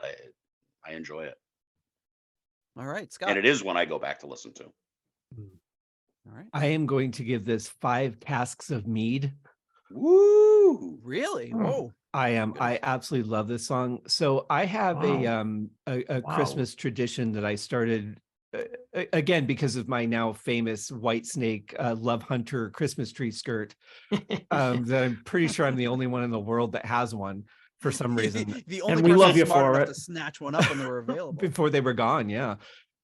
So every year I drive down to Fremont Street and I pay a ridiculous amount for parking. And I go to this one store and I get a Christmas ornament. And I'm collecting like a Vegas related Christmas ornament for my tree every year. And I listen to their Christmas album. And when I get to this song, I just hit it again. I have to hear it again as soon as it's over. I want more of it. And I think it's beautifully sung. That line, and I know, again, they didn't write it, but that line, don't you know the snow is getting colder? I just love that isolated feeling. It really brings out the longing for me. I think Ritchie's playing on this is the best on the album. All the little fills and feels that he puts in there to elevate the song. For me, this is just a top-notch piece of music. All right. Wow. Well, I am sadly going to also give it a 2. It just kind of for Wow. me. Well, we were all over the board here. Yeah, Yeah. we're all over the On place this on this one. But yeah, to me it was just kind of like, yeah, just kind of a little droning and kind Yeah. of didn't really go anywhere. But There's some tension here. yeah, I'm glad you guys liked it so much. You want to fight? Them's fighting words. But Nate, there's delay on the percussion. That. Okay, so this is the point of the album. Well, this is the last song where I have the as we stated last week, I have the Japanese version, which features Minstrel Hall bonus track, which is the strings version instrumental track on the Japanese album. The US release has the song Possum's Last Dance, which is another instrumental. However, that is also on Fires at Midnight, their album. So I figure we could just we'll close it out with the Japanese Minstrel Hall strings version. And here we go.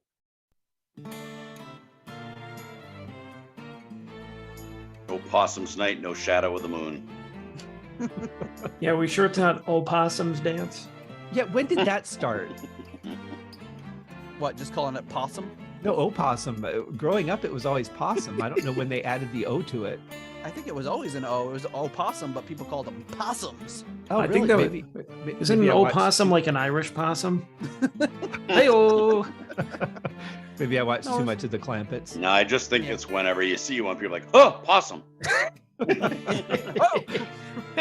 Why is that the only animal they added an O to? Why not O whale or O dolphin?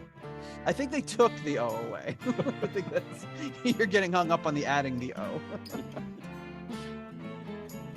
Now, we know Ritchie plays cello. I wonder if he plays violin. That's a good question. I don't know if the guy from ELO gave him lessons on that too. It came with an instruction manual because that's how you learn a stringed instrument. Could I have a violin and an instruction manual on how to play it? No, so I just played it like a guitar.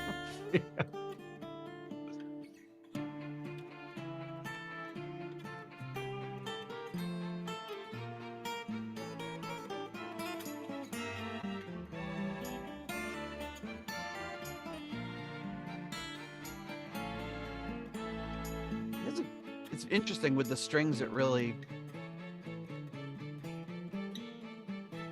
gives it this more like the sense of like tension or urgency. Mhm. Yeah. I feel like if the strings were harsher, this could be a really dark song too. I'm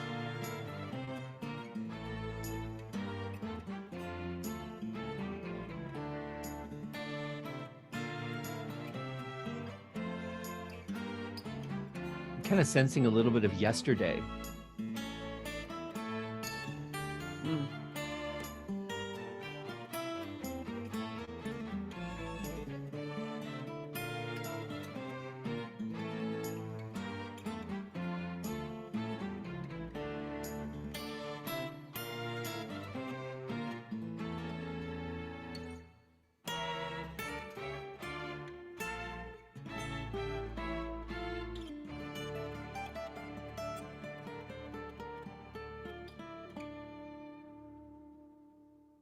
Mm.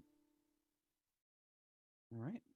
And I'm not familiar with the Possum's Last Dance version, but all right, John, what do you think of Minstrel Hall, the reprise here? Was this opossum's last dance? No, this was Minstrel Hall strings versions. Opossum's Last Dance is on their Irish album. We haven't So gotten to yet. I don't know what I'm reading here. Songs of the Penny Oh, Whistle. oh yeah, just rate it where Possum's Last Dance is. Oh, okay. I'm gonna have to go with another 2. I'm pretty much out at this point. John's reached his fatigue. Imagine if we we've done should all go right 16 into the tracks next. in one episode. Oh, Let's God, go right. no. Let's go right to the next album. He's vibe for it. Ugh, I'm primed. Numbers just keep dropping. All right, Rich. I actually kind of like that, and I definitely like it better than the other version. I agree with you. The strings added something to it, a tension. Um, I really liked it, actually. I'm going to give it a 3.5. All right. Oh. Scott. I'm actually going to give this one a 2.5. I don't feel it was a necessary version to do. I think that in terms of thinking of like Minstrel Hall, and imagine like walking into their home and seeing the torches on the wall and this the mood and everything. This is kind of an ominous staccato version. And I don't think it matches the song at all. I think if the strings would have been a little more smooth and not so harshly played, I think it would have been a much better version, but it doesn't really seem to match the theme of the song for me. I'm gonna give it a 4, just like I did the original one. I really like it. I like both versions, and I think it's kind of cool to. I always like reprises and coming back to themes and stuff. So when they come back to it and add the strings in, I think that's a really good way to close the album. I don't know how Possum's Last Dance works as a closer. If you, depending on which version of this album you had, you might be more familiar with that as the closer. But I like the way that this works with the album. Yeah, I Well, think it's if you guys remember last week, I said that the last song on the first side, we might find that would have been a good way to end the album. I'm going to stick with that. I think instead of going out on this kind of, mellow, almost sad note that we ended this song with, I think to go out with a party would have been a better way to end it. I mean, if you think about like Renaissance fairs and things like that, they always kind of end with a bang. And I think this kind of just faded away. Yeah. I hear you. Okay. Well, as John gets ready to fumble with the spreadsheet here, I have something to do, and that is, of course, to thank our core level patrons, people who support us so well over the years. Coming in at the $7.77 Keep It Warm Rat tier, we have Michael Vader. At the $6.99 new nice price tier, we have Spike the Rock Cat and Sugar Tea. At the episode $6.66 tier, Steve Coldwell, Arthur Smith, and Anton Glaving. At the $6.65 almost evil tier, we have Kenny Wymore now being paired up with Michael Backford, and that is, of course, our patron upgrade. Thank you so much, Michael, for upgrading your level. At the $5.99 the nice price tier, we have Robert Smith, Peter from Illinois, and Carl Hellberg. At the 60 kroner Scandinavian Nights tier, we have Zwapper the Electric Alchemist and Newt Morton Johansson.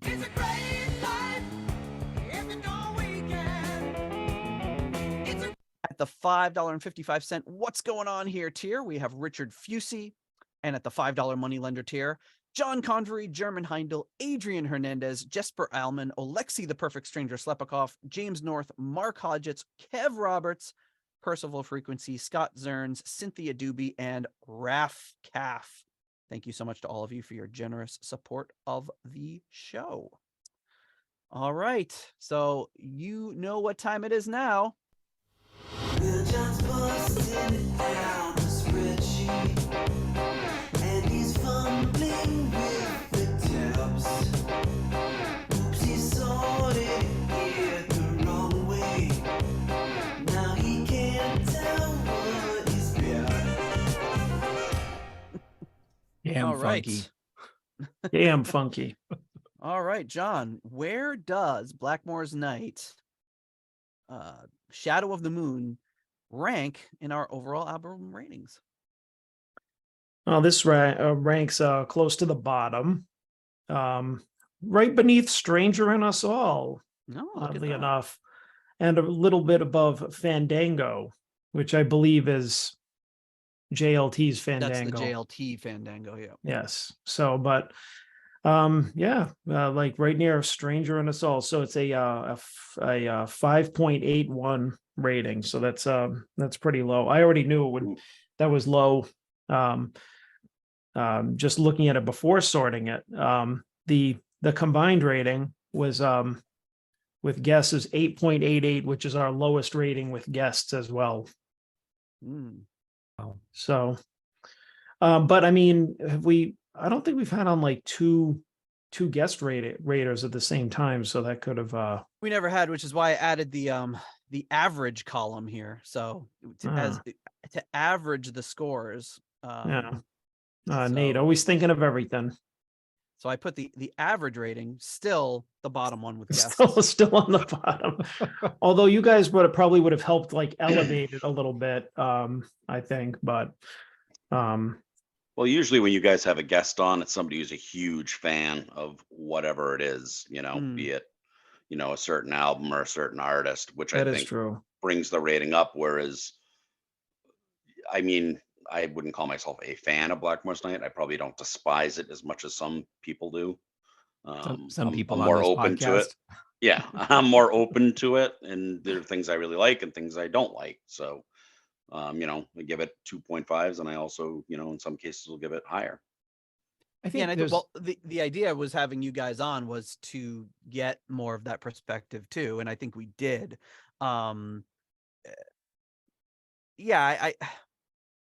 It's tough because again, it's nothing about this. Some people make it a joke. Some people are really harsh on it. I don't have anything against it. I think everything on this album for me is either something I really like or something I'm just that's like, it's just not for me. This music is made for other people. And that's where my rankings come from. It's not like calling this crap. I mean, later on, there are some songs, spoiler alert, I'll give 5s to, but there's also songs later on that to me become almost laughably bad. This album doesn't have any of that. It's like you said, Nate, it's either, I like it or it's pretty good, or it's just not for me, but it's still good. It's still played well. It still sang well. But they're a little later on, there are a couple of them I'm just like, oh, okay, that was a mistake. Yeah, it's an album I will play every so often too. Like it's not something I listened to it a few times when it came out, and I didn't listen to it too much after that. Every so often, I'll if I'm in the mood, I'll put it on, and there's some songs on it I really dig. I feel like I'll probably never listen to it again. I mean, it's not, didn't come at it from a place of hate, but I found a couple of things on it that I enjoyed, but it's not enough to ever want to play anything from it again. We're not doing a writings on the wall dance party later. Sorry. I'll be curious to see where this album ranks amongst the Blackmore's Night albums, because like I said, I really feel like John's this like, was, oh no. as we'll find out. Hey, John, the other 15 Blackmore's Night over the albums. course of the next consecutive 16 weeks as we dig into their catalog. Look, could I just could I dip out for those? Could you just have these guys on in my place? You only have so much PTO. Yeah. Hey, it's either good news or bad news. Podcast about a famous 70s band is looking for a co-host. Please contact Nate at deeppurplepodcast.com.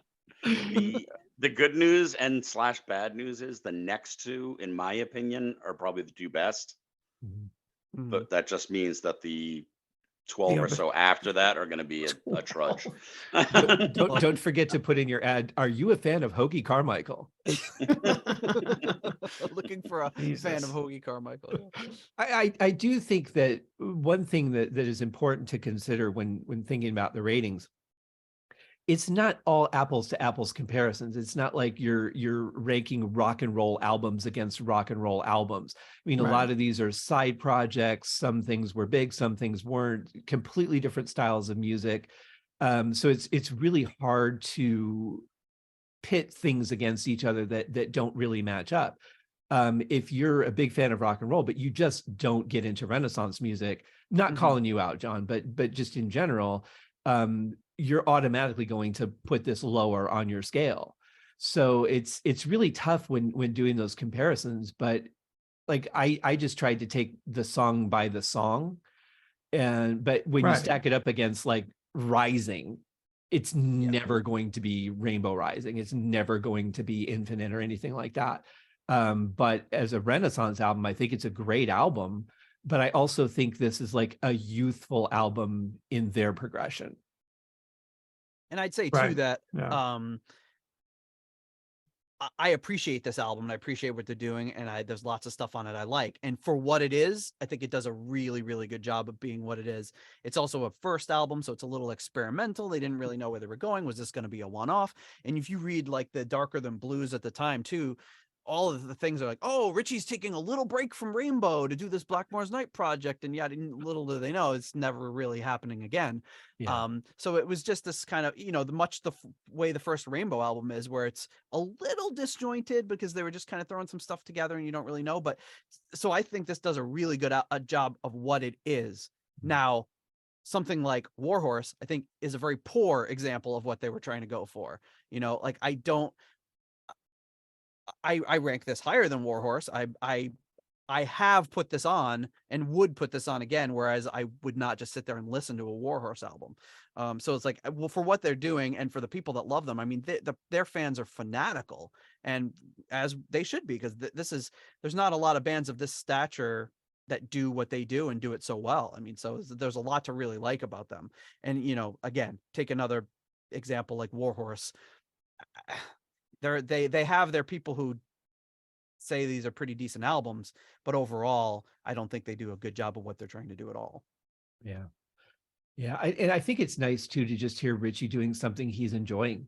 And you can really feel that in his playing. I think he puts a lot of effort into this album, where if you listen to an album like Who Do We Think We Are, where a lot of songs he's barely present. And I like the fact that you can feel his passion in this music. I'm surprised that Ian Anderson and Ritchie haven't hooked up to do a little side project, or do something more together. Didn't he play live with them at some point, like for a one-off or something? Not sure. Yeah, I know he did with Uriah Heep, but I don't know if he did with Blackmore's Night. Yeah, for some reason I want to say he did, but I don't know for sure. But yeah, overall, it's just kind of about where I was expecting things to go with this album, and I'm really glad we had a chance to do it, because it was really a lot of fun listening to it and going through it and having the different perspectives. And if you're a Blackmore's Night fan, you might be listening to this and saying, "Oh, you've got it all wrong." But hey, how much did the ratings diverge on this one? Like, you guys usually are pretty in lockstep. How far apart were you guys on these? Oh, the variants. Yeah, it diverged more than usual, quite a bit. I felt like between the four of us, it really diverged. And the thing I found interesting was songs that, one person really liked, other people really didn't like, and then vice versa. It's kind of interesting. Looking through it, it looks like the only album where we diverged of the exact same amount was Stormbringer, oddly enough. And the only one we diverged more on was Who Do We Think We Are? Both of those cases where I had higher rankings. Yeah, and that place in line. That place in line really did. Mine was the lowest. Yeah, mine were the lowest out of everybody's. Yeah, not surprising. Well, we expected that. Right. I do like the fact, though, I feel, John, that you were a lot more open to the songs than I thought you might be. And I don't mean to be mean when I say that, but you were not looking forward to doing this episode. Right. And you took it like a champ there, buddy. Yeah, I really appreciate the fact that you really did give the songs a chance, and you weren't coming in with all right, let's just get through this kind of attitude, because going into listening and rating music that it's not your genre, that's a tough thing to do. So yeah, John gave out a 4 for God's sake. Yeah. And the fatigue factor is gonna wear on you too. Yeah, I mean, by week 16, you're just going to be giving out 5s, but not even listening. Well, no, it'll actually be beginning here. It'll be week 32, because you got to split them. Right. Yes, that's right. Oh, Jesus! Oh my God! Well, it's almost a year of Blackmore. John's not coming back from Italy now. You gotta change his name.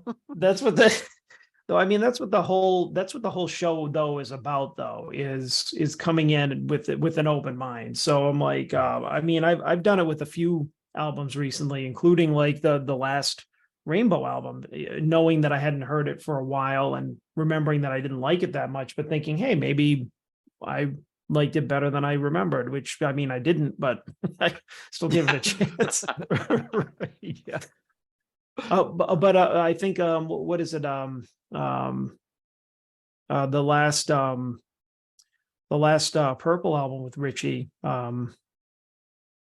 Battle Rages On. Battle Rages On. Yeah, I couldn't think of it for some reason. Yeah, that one had a lot more, like there's a lot more stuff on that I liked than I remembered.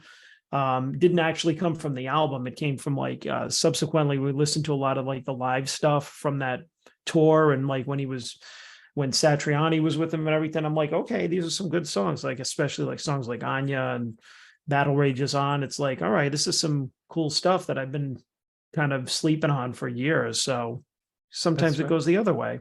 That Yeah, was the oh, album that absolutely. had the other version of Anya.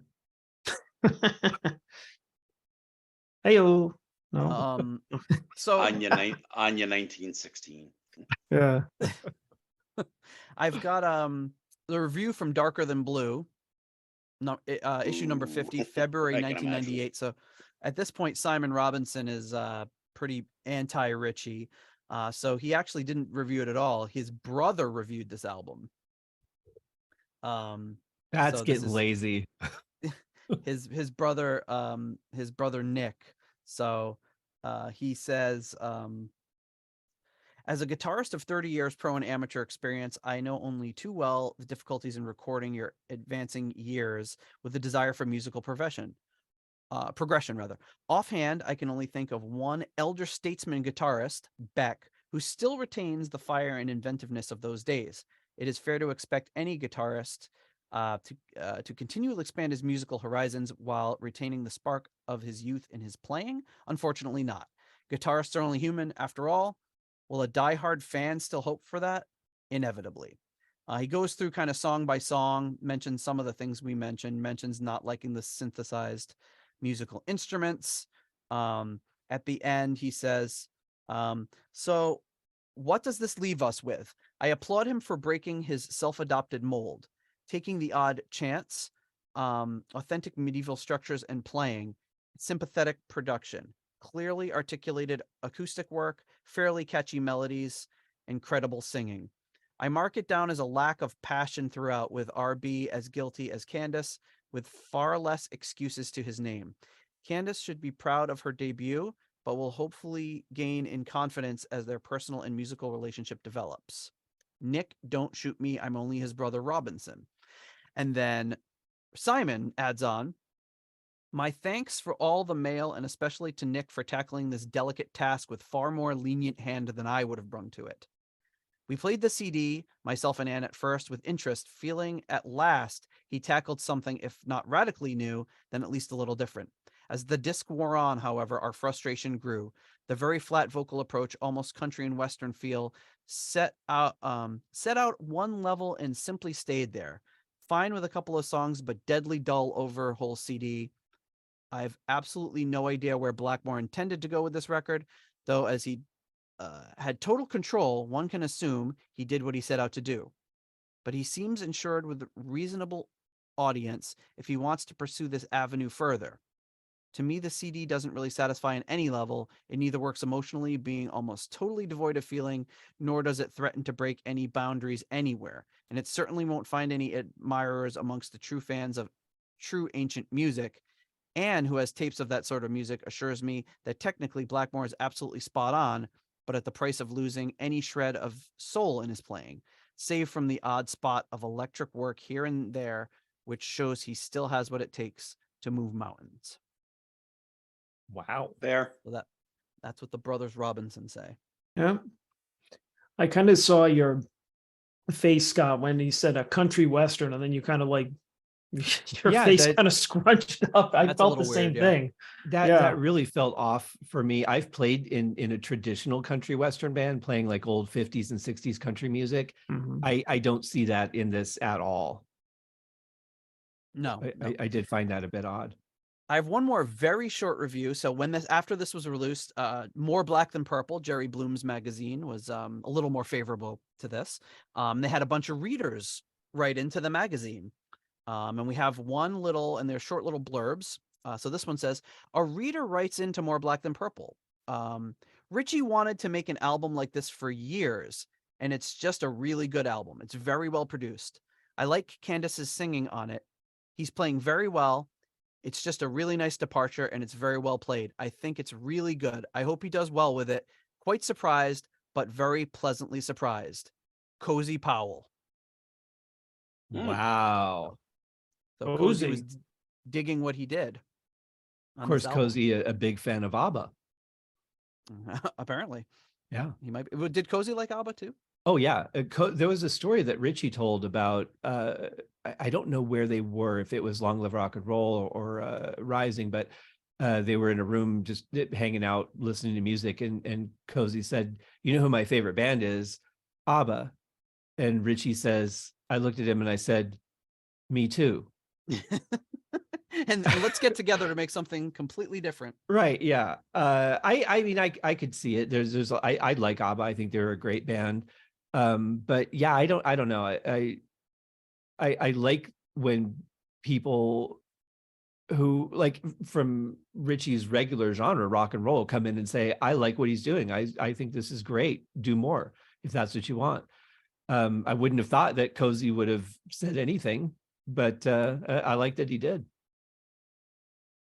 So in this booklet that comes with the record release, there's an interview, and I think it's a newer interview, with Ritchie and Candace. And Ritchie kind of goes off the rails like he does in all interviews. And if you've seen any with him and Candace recently, like I think we talked about in the last episode, they tend to he'll usually come back, he'll make some sort of joke somewhere in the interview, and then he comes back to it. And in this one, for some reason he just starts talking about Clint Eastwood in every single answer to every question. So it says, can you please tell us something about your fellow musicians at the time of Shadow of the Moon? Ritchie says something about it being challenging, and Candace Knight says challenging, and he says, exactly, it was challenging, especially because Clint Eastwood was not around anymore. And then he says, he goes on to talk about something else. He says, sometimes we didn't have a real hurdy-gurdy, so we just had to sample one and stuff like that, but it seemed to work out despite Clint Eastwood not being there. Then he says, is it true that Shadow of the Moon was originally thought for the Japanese market? He says, there were some reports we did it just for a single for Japan, which is not true at all. I don't know where that came from. It was probably a rumor started by Clint Eastwood. And he just goes on and like every weirdo. And they printed this in this booklet that comes with the album. He just keeps talking. There's like a few more instances of it too. So it's well worth checking out because it's just Ritchie being wacky, zany Ritchie. You picture him like, I like Shadow of the Moon.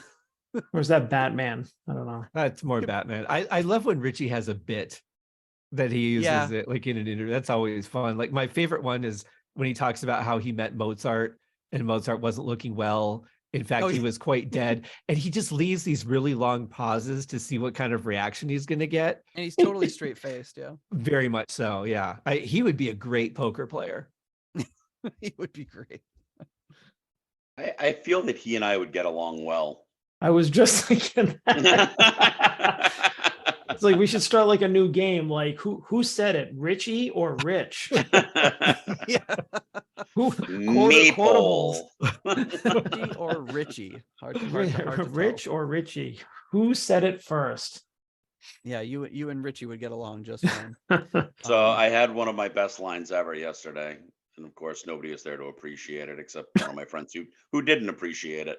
Went to a restaurant and we were waiting for kind of a long time, actually a really long time.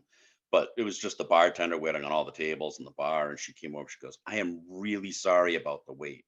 And I said, nah, it's not your fault. I eat too much and I don't exercise enough. That's pretty good. Yeah, she didn't get it though. Too bad.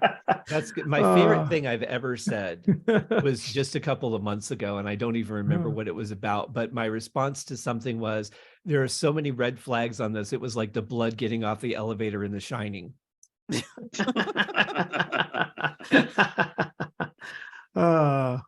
Our best material doesn't get enough. Goes underappreciated. Right. Yeah.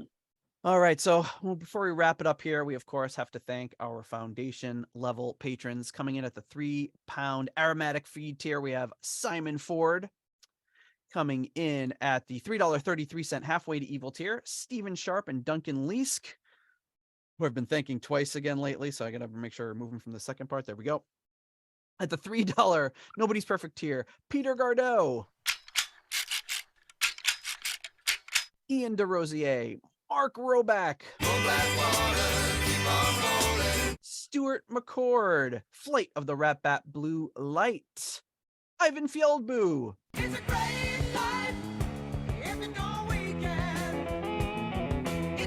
Runar Simonson,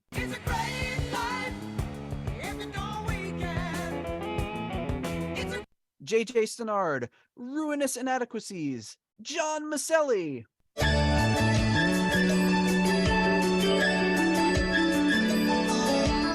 Tanya, Tanya, my little lasagna. and Michael Boyette.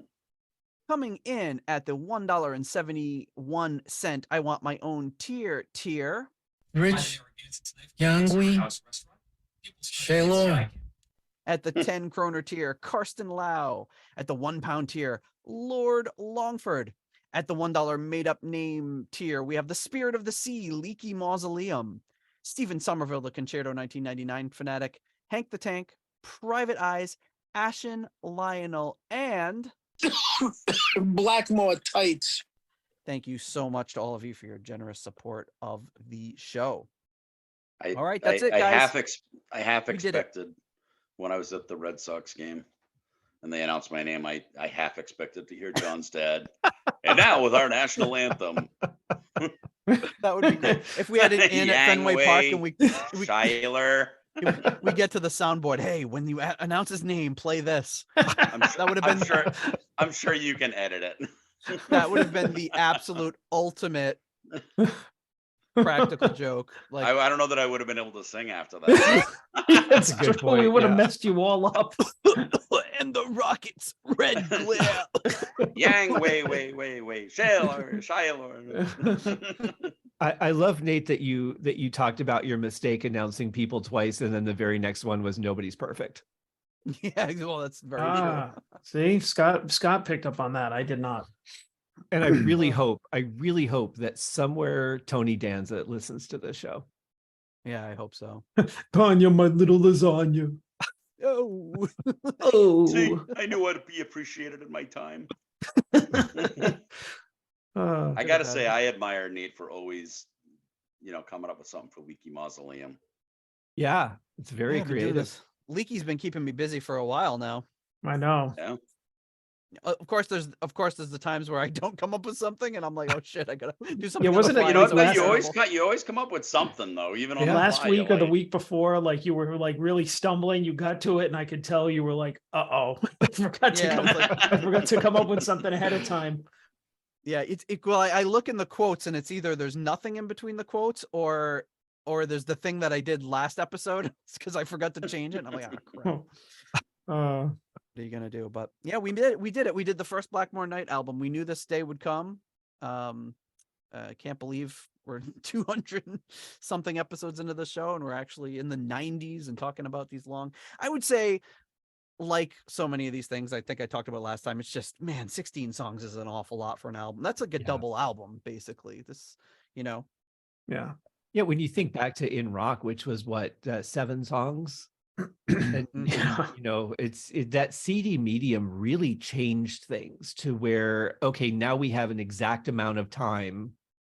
Let's raise the price and fill it as much as we can. And I don't get that. I don't get why they felt they had to, because you were buying CDs at this time of old albums that were 35, 40 minutes long. This album is 65 minutes long. That's, almost filling us. They could fit maybe 1 or 2 more songs on there, but that's it. Well, I mean, it had to have been a money grab. It had to be.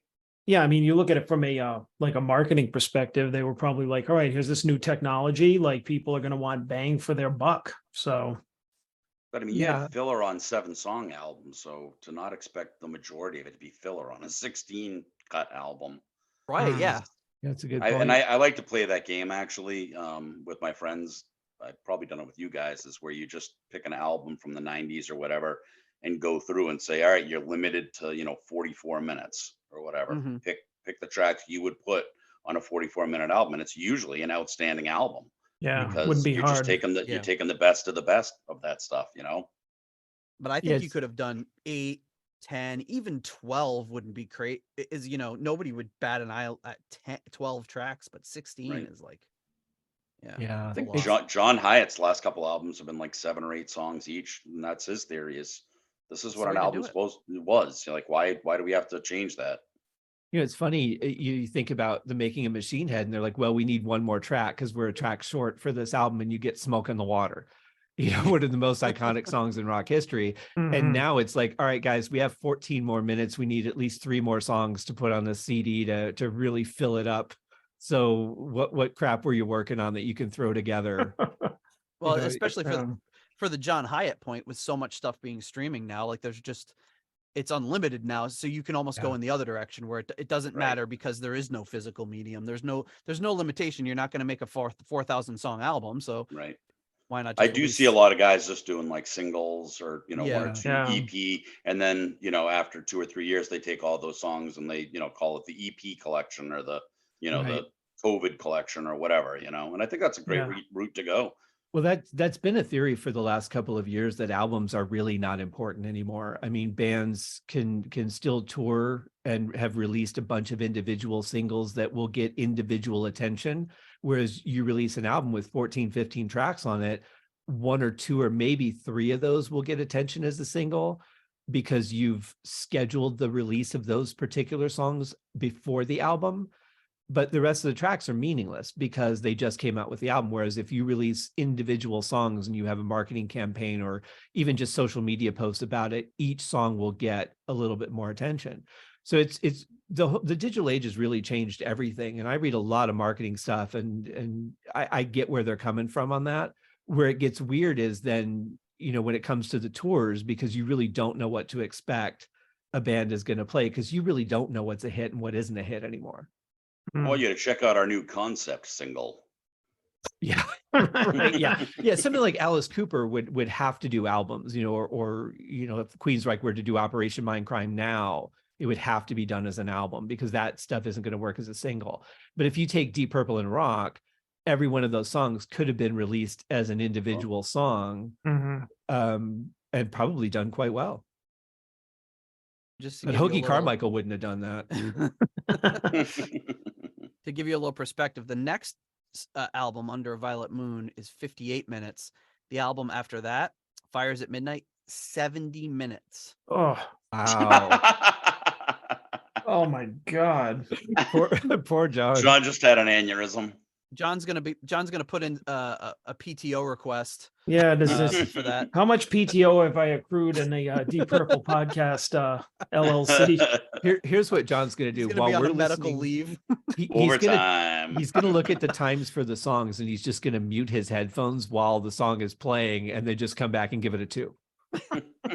or just get a cutout of himself and put it in front of the camera. Actually, it'd be fun for the next album, just for giggles, like John, go through just the song titles and give them a rating based just on the song title, and then that would be good. And then see if they match up with what your actual rating is. Yep. All right, let's do that. Yeah, you got to have little games to make it fun. If you're right, or John could listen to the album in advance, give his ratings, and then just not be there for the episode. Just say, "Well, John, when he listened to this, he said this was a 2. Yeah, this was a all right." And 2.5 by proxy. Okay, there we go. And his note was, John gave me his proxy vote.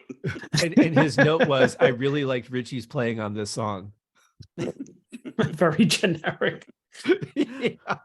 The song Mona Lisa from Under a Violet Moon gets a 3.5, but little does John know there was no track called Mona Lisa on that album.